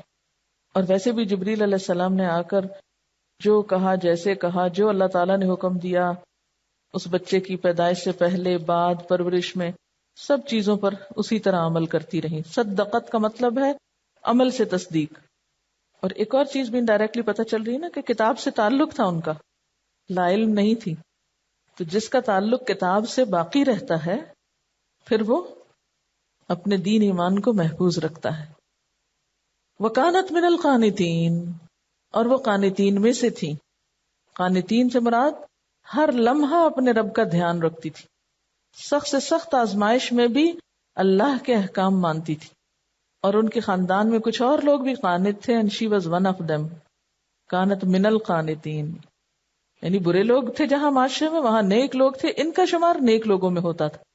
حدیث میں آتا ہے مردوں میں کامل تو بہت ہوئے ہیں مگر عورتوں میں کامل صرف فرعون کی بیوی آسیہ اور عمران کی بیٹی مریم اور خدیجہ بنت خویلد. اور عائشہ کی فضیلت عورتوں پر ایسے ہے جیسے سرید کو تمام کھانوں پر فضیلت حاصل ہے. اچھا، ایک اور حدیث میں آتا ہے جنتی عورتوں میں سب سے افضل حضرت خدیجہ، حضرت فاطمہ، حضرت مریم اور فرعون کی بیوی آسیہ ہیں. یہ مسند احمد کی حدیث ہے. اور یہاں آخری صفت جو حضرت مریم کی بتائی جا رہی ہے وہ کیا ہے؟ وَكَانَتْ مِنَ الْقَانِتِينَ. اپنے آپ کو رکھیے یہاں قانتین، قنوت، دوام اطاعت اور خشوع، یعنی عبادت میں خشوع و خضوع بھی اور تسلسل بھی، یہ نہیں کبھی کر لیا کبھی چھوڑ دیا. تو یہاں پر آپ دیکھیے کہ پوری صورت خواتین کے ذکر کے گرد گھومتی ہے. کیوں؟ اس لیے کہ معاشرے میں اگر ایک عورت سدھر جائے تو سارا معاشرہ سدھر جاتا ہے، اور اگر ایک عورت بگڑ جائے سارا معاشرہ بگڑ جاتا ہے. عورت کمزور چیز نہیں ہے، وہ معاشرے کے لیے ایک ریڑھ کی ہڈی کی طرح ہے. وہ درست ہے تو معاشرہ بھی درست. اگر وہ ایمان اور قنوت رکھتی ہے تو بہترین معاشرہ جنم دے گی. اگر اس کے اندر ایمان نہیں تو پھر کسی خیر کی توقع نہیں. اور پھر اللہ تعالیٰ نے عورتوں کی مثالیں دی. اس سے بڑھ کے قرآن کا کون سا حصہ ریلیونٹ ہوگا ہمارے لیے جس میں 4 عورتوں کی بات کی گئی. سورت کے شروع میں بھی خواتین کی بات، سورت کے اینڈ میں بھی خواتین کی بات. اگر ہم نے خواتین کی مثالوں سے نہیں سیکھنا تو کہاں سے سیکھنا ہے؟ کیونکہ باقی قرآن تو ہم یہ کہہ کے چھوڑ دیتے ہیں نا، یہ تو مردوں کے لیے، یہ کام تو مرد کیا کرتے ہیں. لیکن یہاں تو ساری عورتوں کی بات ہے. کتنی صاف مثالیں اللہ نے دی، پیغمبر کے گھر میں ہوتے ہوئے، پیغمبر کی بیوی ہوتے ہوئے، پیغمبر کے اہل خانہ ہوتے ہوئے، پیغمبر ان کو آگ سے نہیں بچا سکے. بظاہر وہ بھی مسلمان تھی لیکن ان کے اندر منافقانہ صفات تھیں، خیانت والی صفت تھی. فخانتاہما، بدکار نہیں تھیں، خانتاہما، شوہروں کے مشن میں، شوہروں کے کام میں ان کی وفادار نہ تھی. شوہر کے مشن سے زیادہ، پیغمبر کے مشن سے بڑھ کر انہیں قوم کی عصبیت اور قوم کی محبت اور قوم کی وفاداری تھی. قوم کی طرفدار تھیں، اس لیے قوم کے ساتھ ہی رہ گئی۔ اگر اللہ کے فیصلے اتنے بے لاگ ہیں کہ پیغمبروں کی بیویاں بھی نہیں بخشی جاتی، پیغمبر بھی اپنی بیویوں کو نہیں چھڑا سکتے، تو ہم کس آس میں بیٹھے ہوئے ہیں؟ ہم کیسے مطمئن بیٹھے ہوئے ہیں کہ ہمیں چھوڑ دیا جائے گا کیونکہ ہم آپ کی امت میں سے ہیں؟ چاہے ہم جھوٹ بولیں یا چوری کریں یا خیانت کریں، ہمیں چھوڑ دیا جائے گا کیسے؟ کہاں لکھا ہوا ہے کہ چوری کرو اور تمہیں بخش دیا جائے گا، چوری کرو اور جنت میں پہنچ جاؤ؟ یہاں یہ تو نہیں لکھا ہو کہ وہ اللہ کو نہیں مانتی تھی یا وہ پیغمبر کو نہیں مانتی تھی۔ فخانتاہما، منافقانہ صفت۔ تو ایک شخص بظاہر کہتا رہے میں مسلمان ہوں، لیکن اگر اس کے اندر عمل منافقوں والے ہیں، امانت کا پاس نہیں، تو کیسے پار لگ سکتا ہے؟ اور اس کے برعکس دو اور خواتین کی مثال جو مشکل ترین حالات میں پیدا ہوئیں۔ فرعون کی بیوی آسیہ، جس کا ماحول بالکل سازگار نہ تھا، جو صرف ایک کافر کے گھر میں نہیں، ایک ظالم کے گھر میں تھی۔ دنیاوی اعتبار سے کس چیز کی کمی تھی فرعون کے گھر میں، لیکن اس کے باوجود ایمان جب آ گیا تو کیا تڑپ تھی، یہ فکر تھی کہ یہ فرعون کے محلات مجھ سے چھین لیے جائیں گے، پھر میں ملکہ نہیں رہوں گی، پھر میں شاہی خاندان کا فرد نہیں رہوں گی، اس لیے مجھے تو اپنا سٹیٹس بچانا ہے اور مجھے فرعون کی اطاعت کرنی ہے۔ شوہر جو ہے نہیں کہ اللہ مجھے یہ گھر نہیں چاہیے، مجھے یہ محلات نہیں چاہیے، مجھے تو تیرے پاس جنت میں گھر چاہیے۔ ایمان تھا نا ان کا۔ والآخرۃ خیر وابقیٰ، آخرت بہتر بھی ہے اور باقی رہنے والی بھی ہے ہمیشہ۔ اس کو یقین تھا نا، ایمان تھا ان کا۔ لیکن ہمیں ذرا سا دنیا کا نقصان ہو، کہیں ذرا سی ہماری راحت آرام، کوئی سکون، کوئی مال، کچھ جانے لگے تو ہم سب سے پہلے دین بیچنے والے بنتے ہیں۔ اس دین کی وجہ سے یہ ہو رہا ہے، چھوڑ دو اس کو، یہ اللہ کی فرما برداری سے مشکل آ گئی ہے، چھوڑ دو اس کام کو۔ پہلے تو اچھے بھلے تھے، جب سے قرآن پڑھنا شروع کیا، عمل شروع کیا، زندگی دوبر ہو کے رہ گئی۔ اللہ تو آزماتا ہے، سب کو آزماتا ہے۔ کیا تم سمجھتے ہو یوں ہی جنت میں چلے جاؤ گے؟ حالانکہ تم پہ وہ آزمائشیں نہیں آئیں گی جو تم سے پہلے لوگوں پہ آئی تھی۔ جنت کا راستہ اتنا آسان ہے، جنت میں داخلہ اتنا آسان ہے۔ آخر فرعون کی بیوی بھی تو یہ کر سکتی تھی کہ کہتی ٹھیک ہے میں مومن ہوں، میں نے اپنا ایمان چھپایا ہوا، کوئی بات نہیں، اب مجبوری ہے فرعون کے ساتھ رہنا ہے، کچھ ملک و ملت کے تقاضے ہیں، کچھ شوہر کی عزت کا مسئلہ ہے، اس لیے وقتی طور پہ مجبوری میں وہی کچھ کر لو جو فرعون کہتا ہے، اور دل میں چونکہ ایمان ہے اس لیے جنت میں چلے ہی جائیں گے نا۔ آخر کیا مشکل ہے اپنے آپ کو اتنی مصیبتوں اور مشقتوں میں ڈالنے کی؟ لیکن نہیں، قالت رب ابن لی عندک بیتا فی الجنہ ونجنی من فرعون وعملہ ونجنی من القوم الظالمین۔ کتنے امتحان تھے اس ایک عورت کے لیے، فرعون اور اس کا عمل اور ظالم قوم کا گھیراؤ، کیونکہ بادشاہ کی بیوی ہونا پوری قوم کی یعنی فرسٹ لیڈی ہونا ہے نا، پوری قوم کی ماں ہونا ہے، تو اس کے گھر تو گھیرا اور زیادہ تنگ ہے، اس کے تو مسائل اور زیادہ ہے۔ ایک عام گھرانے کی عورت میرے آپ جیسی کے لیے کیا مشکل ہے؟ اگر کوئی تھوڑی بہت بات بھی ہو تو ایک گھر کی، ایک خاندان ہی کی حد تک ہوتی ہے نا، پوری قوم کی حد تک تو نہیں ہے ہمارا کوئی مسئلہ۔ لیکن فرعون کی بیوی کا مسئلہ تو پوری قوم کا مسئلہ تھا کہ فرعون کی انا پہ جب ضرب پڑی اس کے ایمان کی وجہ سے، تو فرعون کو پوری قوم کے سامنے بھی جواب دے ہونا تھا کہ دیکھو تمہارے گھر کا کیا حال ہوا۔ کتنی سخت آزمائش تھی، لیکن اس کا صلہ کیا ملا؟ ہمیشہ کے لیے اللہ کا قرب۔ عندک بیتا فی الجنہ، جو آخرت کی خاطر دنیا قربان کرنا جانتے ہیں انہی کے لیے بڑے درجے ہوتے ہیں۔ اور دوسری طرف مریم بنت عمران ایسے دور میں، ایسے ماحول میں پیدا ہوئی جو بنی اسرائیل کے بگاڑ کا انتہائی دور تھا۔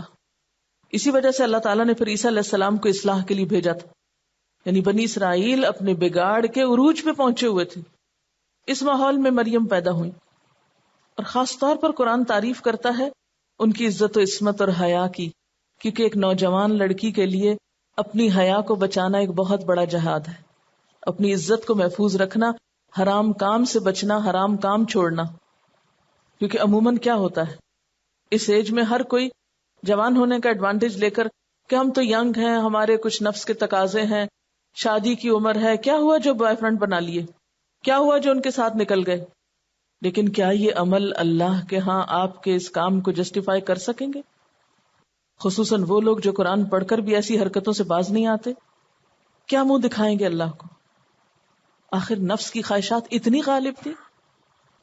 جسے کہتے ہیں نا نفس کا کتا ہو جانا، کہ انسان بے بس ہو جائے اپنے نفس کے ہاتھوں، کہ اپنی خواہشات کے پورا کرنے کے لیے حرام راستے اختیار کرے. کوئی بھی شخص جو زنا کرتا ہے اس کا ایمان اٹھ جاتا ہے. زنا اور ایمان اکٹھے نہیں ہو سکتے، درجے ایسے تو نہیں بلند ہوتے. وَمَرْيَمَ ابْنَتَ عِمْرَانَ الَّتِي أَحْصَنَتْ فَرْجَهَا، کتنی صاف بات کی گئی کہ جس نے اپنے آپ کو محفوظ رکھا، اپنے آپ کو بچا کے رکھا، تو ہم نے اسے کیا صلہ دیا؟ فَنَفَخْنَا فِيهِ مِن رُوحِنَا، ہم نے اپنی روح سے اس میں پھونکا. وَصَدَّقَتْ بِكَلِمَاتِ رَبِّهَا، ہم سوچتے ہیں کہ عورتوں کے لیے پڑھنا پڑھانا کیا کام، قرآن پڑھنا یا اللہ کی کتاب پڑھنا عورتوں کے لیے تو نہیں ہے، یہ تو شاید ہمیں ایسے ہی زبردستی بہلا پسلا کے تو اس کام میں باندھ دیا گیا ہے. وہ ہزاروں سال پہلے مریم کی مثال اللہ تعالیٰ قرآن پاک میں دے رہے ہیں. صدقت بکلمات ربہا وکتبہ، کتب کی بات ہو رہی ہے کہ اللہ کے کلمات یعنی صحائف، صحیفوں اور کتابوں کی تصدیق کی. اور تصدیق کسی چیز کی کیسے کرتے ہیں؟ آنکھیں بند کر کے. اگر آپ کو کسی چیز کو ویریفائی کرنے کا کہا جائے یا تصدیق کرنے کا کہا جائے تو آپ پڑھے بغیر کر سکتے ہیں. ایک کاغذ کی بھی تصدیق پڑھے بغیر نہیں کی جا سکتی. کہاں ساری کتابوں کی تصدیق؟ کیونکہ جب وہ دنیا میں آئی تھی ابھی انجیل تو نہیں آئی تھی، تورات و زبور تھی اور باقی پیغمبروں کے صحیفے، ان سب کی انہوں نے تصدیق کی. تصدیق کا مطلب کیا ہوتا ہے؟ زبان سے بھی تصدیق اور عمل سے بھی تصدیق. یعنی ان کتابوں کو جانتی بھی تھی تبھی ان پہ عمل کرتی تھی نا، بغیر جانے عمل کیسے ہو سکتا ہے؟ ہم کوئی بڑا احسان نہیں جتا رہے اللہ تعالیٰ پر یا اللہ کے بندوں پر کہ ہم سے کیوں یہ سب کچھ پڑھایا جا رہا ہے اور پڑھنے کے بعد کیوں کہا جا رہا ہے اوروں کو بھی پڑھاؤ اور اوروں تک بھی پہنچاؤ. یہ تو مردوں کے کرنے کا کام ہے. وَكَانَتْ مِنَ الْقَانِتِينَ، اور وہ فرما بردار لوگوں میں سے تھی، اطاعت گزار لوگوں میں سے تھی، قانتین میں سے تھی، جن کے اندر عاجزی ہوتی ہے، خشوع و خضوع ہوتا ہے، تکبر نہیں ہوتا، جو جھکے ہوئے ہوتے ہیں، جو ہمیشہ فرما بردار رہتے ہیں. کتنا بڑا ٹائٹل ہے جو ایک لڑکی کو دیا. یہ ان میرڈ لوگوں کے لیے مریم بنت عمران کی مثال بہترین مثال ہے، اور شادی شدہ خواتین کے لیے فرعون کی بیوی آسیہ کی مثال بہترین مثال ہے. عورت کے اوپر یہ دو ہی وقت ہوتے ہیں نا آزمائش کے، شادی کے بعد شوہر کی آزمائش ہوتی ہے، شادی سے پہلے ماں باپ کی اور ماحول کی ایک آزمائش ہوتی ہے. ماحول میں اٹریکشنز ہوتی ہیں، بگڑنے پھسلنے کے زیادہ خدشات ہوتے ہیں. اللہ نے دونوں رول ماڈل سامنے لا کے رکھ دیے، کوئی بھی بہانہ نہیں کر سکتا، نہ شادی شدہ اور نہ غیر شادی شدہ. سب اپنا اپنا مقام پہچان لیں، سب اپنی اپنی ذمہ داری دیکھ لیں کہ اگر نفس کے جذبات غالب ہیں یا معاشرے کا پریشر ہے یا پیئر پریشر ہے اور وہ آپ کو گھسیٹے کھینچے چلے جا رہا ہے اللہ کے دین سے دور اور ذلت کے گڑھوں میں، تو کیسے سنبھلنا ہے، کس مثال کو سامنے رکھنا ہے. اور اگر شادی کے بعد شوہر کے ظلم ہے، وہ دین پہ نہیں عمل کرنے دے رہا، تو کیا کرنا ہے؟ مثالیں تو یہی ہیں جنت میں جانے والوں کی، نمونے تو یہی ہیں. دو نمونے لوط علیہ السلام اور نوح علیہ السلام کی بیویوں کے ہیں، اور جن کو اچھا گھرانہ ملا، اچھا ماحول ملا. آپ خود سوچے نا، کسی بھی اچھے انسان کے ساتھ رہ کے تو انسان کا خود ہی نیکی کرنے کو دل چاہتا ہے. کتنا بدقسمت ہے وہ شخص یا وہ عورت کہ جس کا شوہر اتنا نیک ہو کہ پیغمبر ہو. یعنی کتنے لوگوں کو یہ سعادت ملی، یعنی کسی کی بیوی ہونا اور اتنے نیک شخص کی بیوی ہونا کہ جس کے ساتھ دن رات گزرتے ہوں، جس کے گھر میں انسان رہتا ہو. کیسے کیسے نیکی کے مواقع اور کیسے کیسی سب نیکی کے ماحول تھے آس پاس، لیکن پھر بھی دل نہیں بدلا. تو بات یہ ہے کہ اصل چیز ماحول نہیں ہے، اصل چیز ہمارا اپنا آپ ہے. اگر اندر سے اپنا دل بدل گیا نا تو فرعون کے گھر میں بھی مشکل نہیں ہے، اور اگر اندر سے دل نہیں بدلا تو پیغمبر کا ساتھ بھی فائدہ نہیں دیتا. عام انسان بیچارے کیا کریں گے ہمیں سنبھالنے کے لیے؟ اصل چیز دیکھنے کی یہ ہے کہ ہم خود کہاں کھڑے ہیں. تو جب تک ہم نہیں بدلیں گے، جب تک ہمارے اندر ایمان نہیں ہوگا، جب تک اپنے ساتھ کمٹمنٹ نہیں ہوگی، تو اچھے سے اچھا ماحول اور سپورٹ اور اچھے سے اچھا علم اور سب کچھ بیکار ہے. تبدیلی اس دن آئے گی جب آپ کا اپنا آپ بدلے گا، جب سیلف ریئلائزیشن ہوگی، خود احساس جاگے گا، جب خود کو خود آپ تیار کریں گے جو آپ کے سوا کوئی اور نہیں کر سکتا. یہ جو فرشتوں کی صفت بتائی گئی ہے، ذرا امیجن کریں کہ دو لمبے تڑنگے سخت زور آور قسم کے مرد ہاتھوں میں کوڑے پکڑے کھڑے ہوں خوف کے مارے حال کیا ہوگا. اپنے بارے میں سوچئے، کیا اللہ تعالیٰ ہمیں بھی کہتے ہیں وَكَانَتْ مِنَ الْقَانِتِينَ؟ کیا ہم بھی ہیں ان میں؟ کیا ہمارے اندر یہ دو صفات ہیں جو قنوت کے اندر عاجزی اور مسلسل اطاعت کی ہے، یا ہم موڈز کا ہی شکار رہتے ہیں؟ عموماً خواتین نے ایک بہانہ بنا رکھا ہے، موڈ ہی نہیں ہے. کب تک یہ موڈ ہم پہ سوار رہے گا اور کب ہم اس سے نکل کر قانتین میں شامل ہوں گے؟ اگر ایک عورت صرف موڈزی کا شکار ہو سکتی ہے تو مریم علیہ السلام کس طرح قانتین میں سے تھی؟ طرح طرح کے بہانے بنا رکھے ہم نے اپنے آپ کو عمل سے دور کرنے کے. بس موڈ سوئنگز ہیں، ابھی دل ہی نہیں چاہ رہا، ابھی طبیعت ہی نہیں مان رہی. پھر قانتین میں سے تو آپ ہو ہی نہیں سکتے. قانت تو وہ ہوتا ہے جو ہر موڈ میں، ہر حال میں اطاعت کرنا جانے. وہ موڈ کو اپنا غلام بناتا ہے، موڈ کو اپنے سر پہ سوار نہیں ہونے دیتا. یہ سب نفس کے دھوکے ہیں، یہ سب شیطان کے دھوکے ہیں جو ہمارے عمل کے راستے میں حائل ہیں. کبھی معاشرے کا بہانہ، کبھی شوہروں کا بہانہ، کبھی نفس کا بہانہ. کیسے کیسے جال ہیں ہمارے آس پاس ہمیں پھانسنے کے لیے، اور ہم بے خبر ہیں اور ایسے شکاروں میں پھنستے چلے جاتے ہیں. گھر والوں کے ساتھ معاملہ کرتے ہوئے خاص طور پر یہ بات یاد رکھنی ہے کہ وہ دین سے جتنے بھی دور ہوں تو ابتدا میں سختی نہیں کرنی. ابتدا میں پہلے ان کی خدمت کر کے، ان سے محبت کر کے ان کا دل جیتنا ہے، ان کو اپنے قریب کرنا ہے، ان کو خیر خواہی کا یقین دلانا ہے، اور پھر اگلے مرحلے پر ان کو سکھانا ہے. اور جب سکھا چکے اور پھر سیکھ کر عمل نہ کریں تو پھر سختی کرنی ہے. ابتدا میں نہیں سختی کرنی. ایک ہی دفعہ کچھ بتا کے دوسری دفعہ دیکھا نہیں کیا تو آپ پھٹ پڑے اس پر.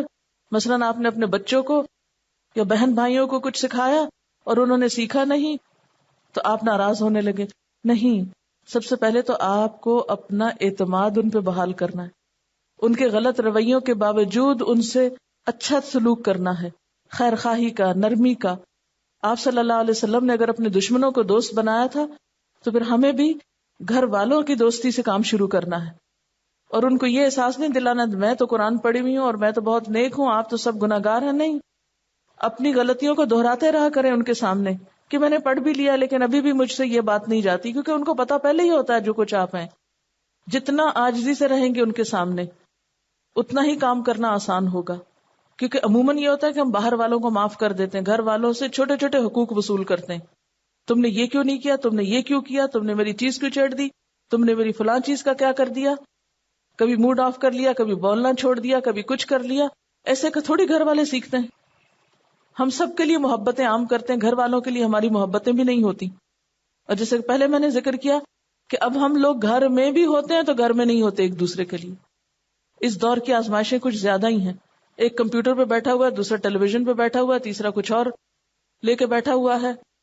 ہر ایک کی اپنی اپنی ایکٹیویٹیز ہیں، مشینوں سے دوستی کر رکھی ہے، اور عملی طور پر ایک دوسرے سے محبت اور خیر خواہی وہ تو ویسے ہی نہیں ہے. تو اس محبت اور خیر خواہی کو ڈیولپ کرنا پڑے گا، ان کے لیے کام کرنے پڑیں گے. کسی کو ناشتہ دو، کسی کے کپڑے استری کرو، کوئی بیمار ہے تو کیئر کرو. بہت سارے کام ہیں ان کے دل جیتنے کے. جب انہیں یقین آ جائے کہ ہاں واقعی آپ ان کے ہو، پھر وہ اعتماد کر کے آپ سے بات سیکھیں گے. اور جب سیکھ چکے اور پھر اس کے بعد عمل نہ کریں پھر وغلظ علیہم ہوتا ہے. بہت سے ماں باپ کو میں نے دیکھا ہے وہ بچوں کو صرف اس لیے کچھ نہیں کہتے کہ پھر بچے جو ہیں وہ ان سے خفا ہو جائیں گے. بچے روٹ روٹ کے ان سے جا رہے ہیں اور وہ ان کے پیچھے پیچھے پھر رہے ہیں. ماں باپ بچوں سے ڈر رہے ہیں. آج حالات یہ ہو گئے. اس میں بنیادی طور پر گھر والوں سے محبت کا معیار بتایا گیا ہے نا، کہ گھر والوں سے محبت ہوتی کیا ہے، محبت کا معنی کیا ہے. کیونکہ بعض اوقات محبت ہم کرتے ہیں ان سے لیکن اس کے ساتھ ان کو غلط باتوں سے نہیں روکتے. ان کی محبت کیا محبت ہے کہ ہم ان کو جہنم میں جانے سے بچانے کی کوشش نہیں کر رہے. ہم ان کی دنیا بنا رہے ہیں، اپنی جنت بنا رہے ہیں. کل اس جنت میں آپ کو کیسا دل لگے گا جب آپ ہی کے بچے وہاں ساتھ نہ ہوں. یعنی ہم میں سے ہر ایک کو سوچنا چاہیے کہ اس کے گھر والوں سے تعلقات کیسے ہیں، گھر والے اس کی بات کو کتنی اہمیت دیتے ہیں، کتنا سنتے ہیں اور کیوں نہیں سنتے.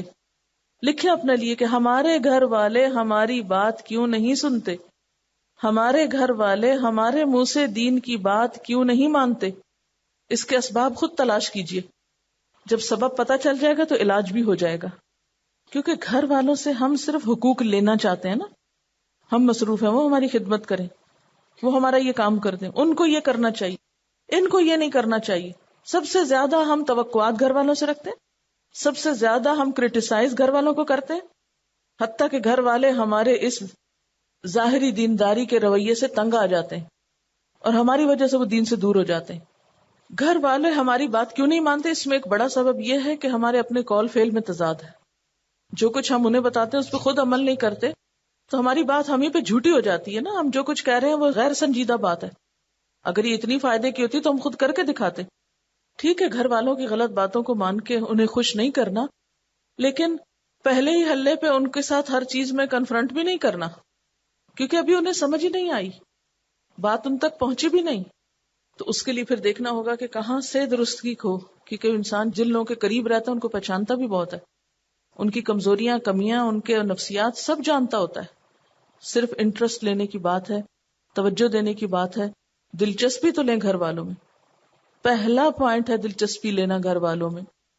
بہت سے لوگ جب دین کے کاموں میں مصروف ہوتے ہیں تو گھر والوں سے دلچسپی ختم ہو جاتی ہے، ساری کوششیں صرف باہر والوں کے لیے رہ جاتی ہیں، یہیں سے خرابی شروع ہوتی ہے۔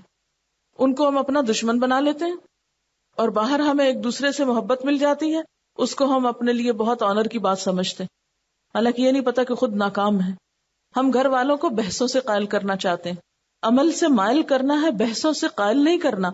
کچھ بھی کہیے مت، کر کے دکھائیے، وہ آپ کو دیکھتے دیکھتے کرنے لگ جائیں گے۔ شیطان نے ہمارے عمل ہمارے لیے خوبصورت بنا دیے نا، ہم قرآن بھی پڑھتے ہیں، ہم اپنے گھر والوں سے زیادہ اچھے ہیں، نیک ہیں، ہم سر ڈھکتے ہیں، وہ تو سر بھی نہیں ڈھکتے، وہ ہم تو یہ کر رہے ہیں، وہ نہیں کر رہے، لہذا جو تھوڑا بہت کیا ہے اس پہ نازاں ہے، اس پہ مطمئن ہے، اور وہ اتنا ہمارے سامنے ہے کہ ہمیں اپنے عیب نظر ہی نہیں آتے۔ اپنے آپ کو خود روک کے پوچھیں۔ ان کا سوال یہ ہے کہ نان سیریس ایٹیٹیوڈ کو دور کرنے کا کیا طریقہ ہے؟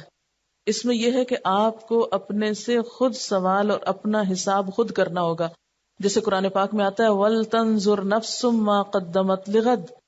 ہر شخص کو دیکھنا چاہیے، نگاہ رکھنی چاہیے کل کے لیے کیا بھیج رہا ہے۔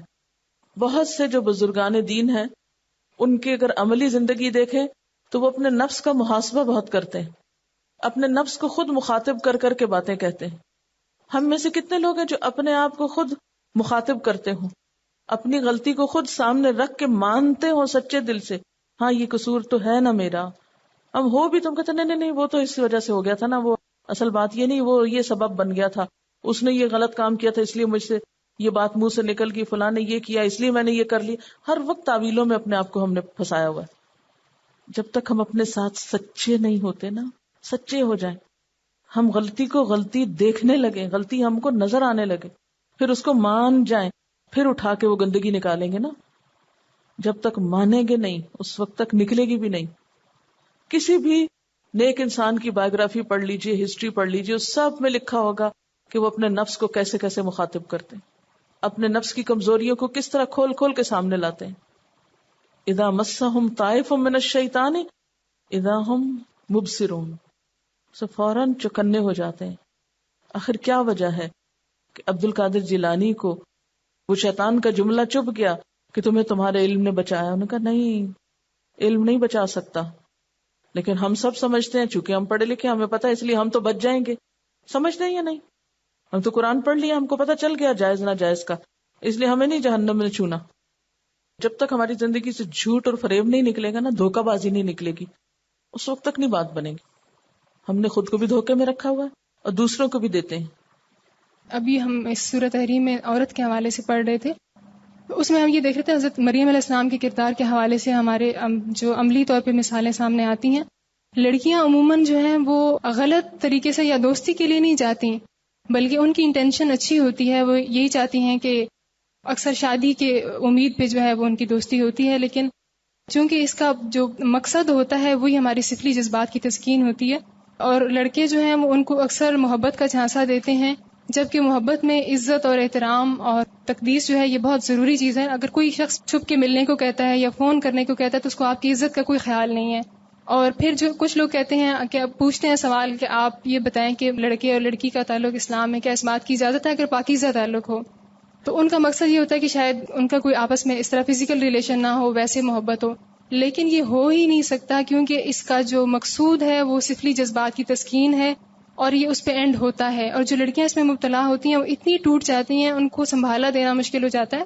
پھر یہ ہے کہ اگر آپ باہر کے لوگوں کے سامنے آپ کی عزت بنی بھی رہے, لیکن آپ اپنی نظروں میں گر جاتے ہیں, آپ اپنا اعتماد کھو دیتے ہیں. تو اس چیز پہ قابو پانے کے لیے ضروری ہے کہ ہم اس کو جب پتہ چل گیا کہ یہ کام غلط ہے تو بس ایک جھٹکے سے توڑ دیں. باقی کاموں میں تو تدریج کی ضرورت ہوتی ہے نا, کہ آہستہ آہستہ آپ کوئی کام چھوڑتے ہیں, پھر وہ آپ اس کو الٹیمیٹلی چھوڑ پاتے ہیں. لیکن یہاں پہ آپ اگلے شخص کو فوراً بتا دیں کہ مجھے اللہ سے ڈر لگتا ہے, اس بات کی اجازت نہیں ہے. اگر وہ اس بات کو سمجھ جاتا ہے تو ٹھیک, اور اگر آپ سے وہ واقعی محبت کرتا ہے کوئی بھی شخص, تو وہ آپ کو تنہائی میں نہیں ملے گا, بلکہ وہ یہ نہیں چاہے گا کہ اس کے نام کے ساتھ آپ کا نام آئے, وہ صحیح راستہ اپنانے کی کوشش کرے گا. پھر یہ ہے کہ بفرض محال اگر کوئی بہت سنسیئر, ہم کہتے نہیں وہ بہت سنسیئر ہے میرے ساتھ, وہ مجھے دھوکہ نہیں دے گا, سب کی یہی ہوتی ہے, اسی اس پہ وہ ان کی باتوں میں آ جاتی ہیں. کوئی بہت بھی سنسیئر ہے اور الٹیمیٹلی شادی بھی کر لیتا ہے, تو بعد کی زندگی میں وہ شخص آپ کو احترام نہیں دے سکے گا. یہ نہیں ہو سکتا. اگر اس نے پہلے سے آپ کا اس طرح مضبوط کردار کا اس کو پتا ہوگا, وہی آپ کو احترام دے سکے گا. اور وہ جو میاں بیوی کے درمیان جو محبت کے علاوہ احترام کا تعلق ہوتا ہے وہ نہیں آئے گا, اور باقی فیملی کی جو محبت ہوتی ہے وہ بھی نہیں مل پائے گی. اور آج کل تو اتنا فتنہ عام ہو گیا ہے کہ وہ انٹرنیٹ پہ آپ کے ان باکس کے اندر اس قدر فضولیات, جیسے پیچھے ہم نے تشیع الفاحشہ میں پڑھا کہ آپ کو اپنی نظروں کی حفاظت کرنا مشکل ہو جاتی ہے. تو بچوں کو بتائیں کہ وہ یہ چیز بتائیں کھول کے کہ جہاں پہ اس کے مثبت چیزیں ہم اس کو استعمال کر سکتے ہیں, اس کے کتنے منفی چیزیں سامنے آتی ہیں. کہ آپ مطلب ایک سمجھ کے ساتھ آپ بیٹھے ہیں اور اس میں آپ کو اپنی نظروں کی حفاظت, یعنی آپ کوئی چیز ایسی آ گئی ہے کہ اس میں اتنا موقع بھی آپ کو نہیں ملتا کہ آپ اپنی نظریں بچا کے صرف آپ ڈیلیٹ کے بٹن کو دیکھ کے اس کو دبا کے بند کر دیں. تو اس میں ہمیں اپنے نوجوان نسل میں, بچوں میں, اب چھوٹی ایجر زیادہ اس پہ بیٹھتے ہیں, تو بہت ہی خطرناک چیز ہے. تو ان کو ہم نے یہ شعور دینا ہے کہ آپ نے کیا چیز لینی ہے اور کیا نہیں لینی, اور اپنی نظروں کی حفاظت کیسے کرنی ہے. یعنی آپ بغیر کسی انٹینشن کے آپ کے پاس ایسی چیزیں آئی جا رہی ہیں, لیکن اگر کسی کی دلچسپی ہو جائے تو اس کے لیے پھر کیا چیز نہیں ہے. آج ہی صبح میں ای میل دیکھ رہی تھی تو اس میں ایک ایسی جنک میل جیسے آتی ہے, تو اس کے اوپر آیا ہوا تھا ad, hardest and dirtiest web site on the net. اس کے لیے بلا رہے تھے, یعنی ڈرٹیسٹ کو کر کے وہ لوگوں کو ترغیب دے رہے تھے کہ آؤ اس کو دیکھو, اس کو کلک کرو. صرف ایک کلک کی دیر ہے. اگر آپ کے پاس یہ چیز نہیں ہے کہ مجھے یہ چیز نہیں دیکھنی, مجھے اس کو ختم کرنا ہے, تو کوئی بھی بندہ ایسی فارغ ٹائم جس کے پاس ہوگا وہ کہے گا اچھا لیٹس سی, لیٹس کلک, کہ میں دیکھوں اس میں کیا ہے.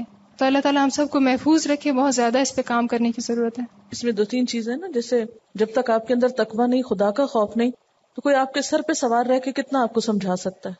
دوسری بات یہ کہ شوہر اور بیوی کے جو تعلقات کی بات تھی, اس میں جہاں ایک دوسرے کے ساتھ محبت اور احترام, وہاں اصل حسن اعتماد ہے. تو جب نوجوان لڑکیاں اپنی عزت و عصمت کی حفاظت نہیں کرتی تو یہ چیز ان کی زندگی بھر کے لیے سہانے روح بن جاتی. اور فرجہ ہاں میں صرف شرم گاہ نہیں, اس میں نگاہ بھی شامل ہے, اس میں باقی اعضاء بھی شامل ہے. یعنی سارے وہ ذرائع جس سے جسم کے اندر کوئی چیز داخل ہوتی ہے, چاہے کان اور آنکھیں ہوں. ایسے ہمارے پاس بہت سے کیسز آئے ہیں کہ انگیجمنٹ کے بعد والدین بھی کیئر لیس ہو جاتے ہیں, بات کرنے کو چھوڑ دیتے ہیں, اور اس کے بعد بعض اوقات انتہائی حد تک معاملات خراب ہو جاتے ہیں. حالانکہ انگیجمنٹ کے بعد ابھی سب کچھ حرام ہے جب تک نکاح نہ ہو. اور نکاح کا مطلب بھی دوستی کرنا تھوڑی ہے, کیونکہ بعض لوگ کیا کرتے ہیں, نکاح کر لیتے ہیں, پھر لڑکی لڑکے کو چھوڑ دیتے ہیں, چاہے باہر جائیں چاہے گفتگو کریں. نکاح کا مطلب ہے گھر بسانا, شادی کرنا, ایک دوسرے کی ذمہ داری لینا, ذمہ داریاں پوری کرنا. اگر شوہر نان نفقہ خرچ کرتا ہے تو بیوی کو پھر اپنی ذمہ داری نبھانی پڑتی. یہ ایک اور ہمارے معاشرے میں ٹرینڈ زور پکڑتا جا رہا ہے, نکاح کر دو پھر چھوڑ دو دوستی کرنے کو, اور رخصتی نہ کرو سالوں سال. ایک تو اپنے اندر پکی گرہ لگا, یا اللہ جب تک میری جان میں جان ہے, میری ہمت ہے, میں نے تجھے نہیں چھوڑنا, تیرے دین کا کام نہیں چھوڑنا, اور راستہ تو نے مجھے دکھانا ہے, کام تو نے مجھ سے کرانا ہے. اور اللہ تعالیٰ کرواتا ہے, کوئی کچھ نہیں کر سکتا آپ کے لیے. چلیں آپ, راستہ اللہ کو دکھانا ہے. سبحانک اللہم و بحمدک, نشہد ان لا الہ الا انت, نستغفرک و نتوب الیک. السلام علیکم و رحمۃ اللہ وبرکاتہ.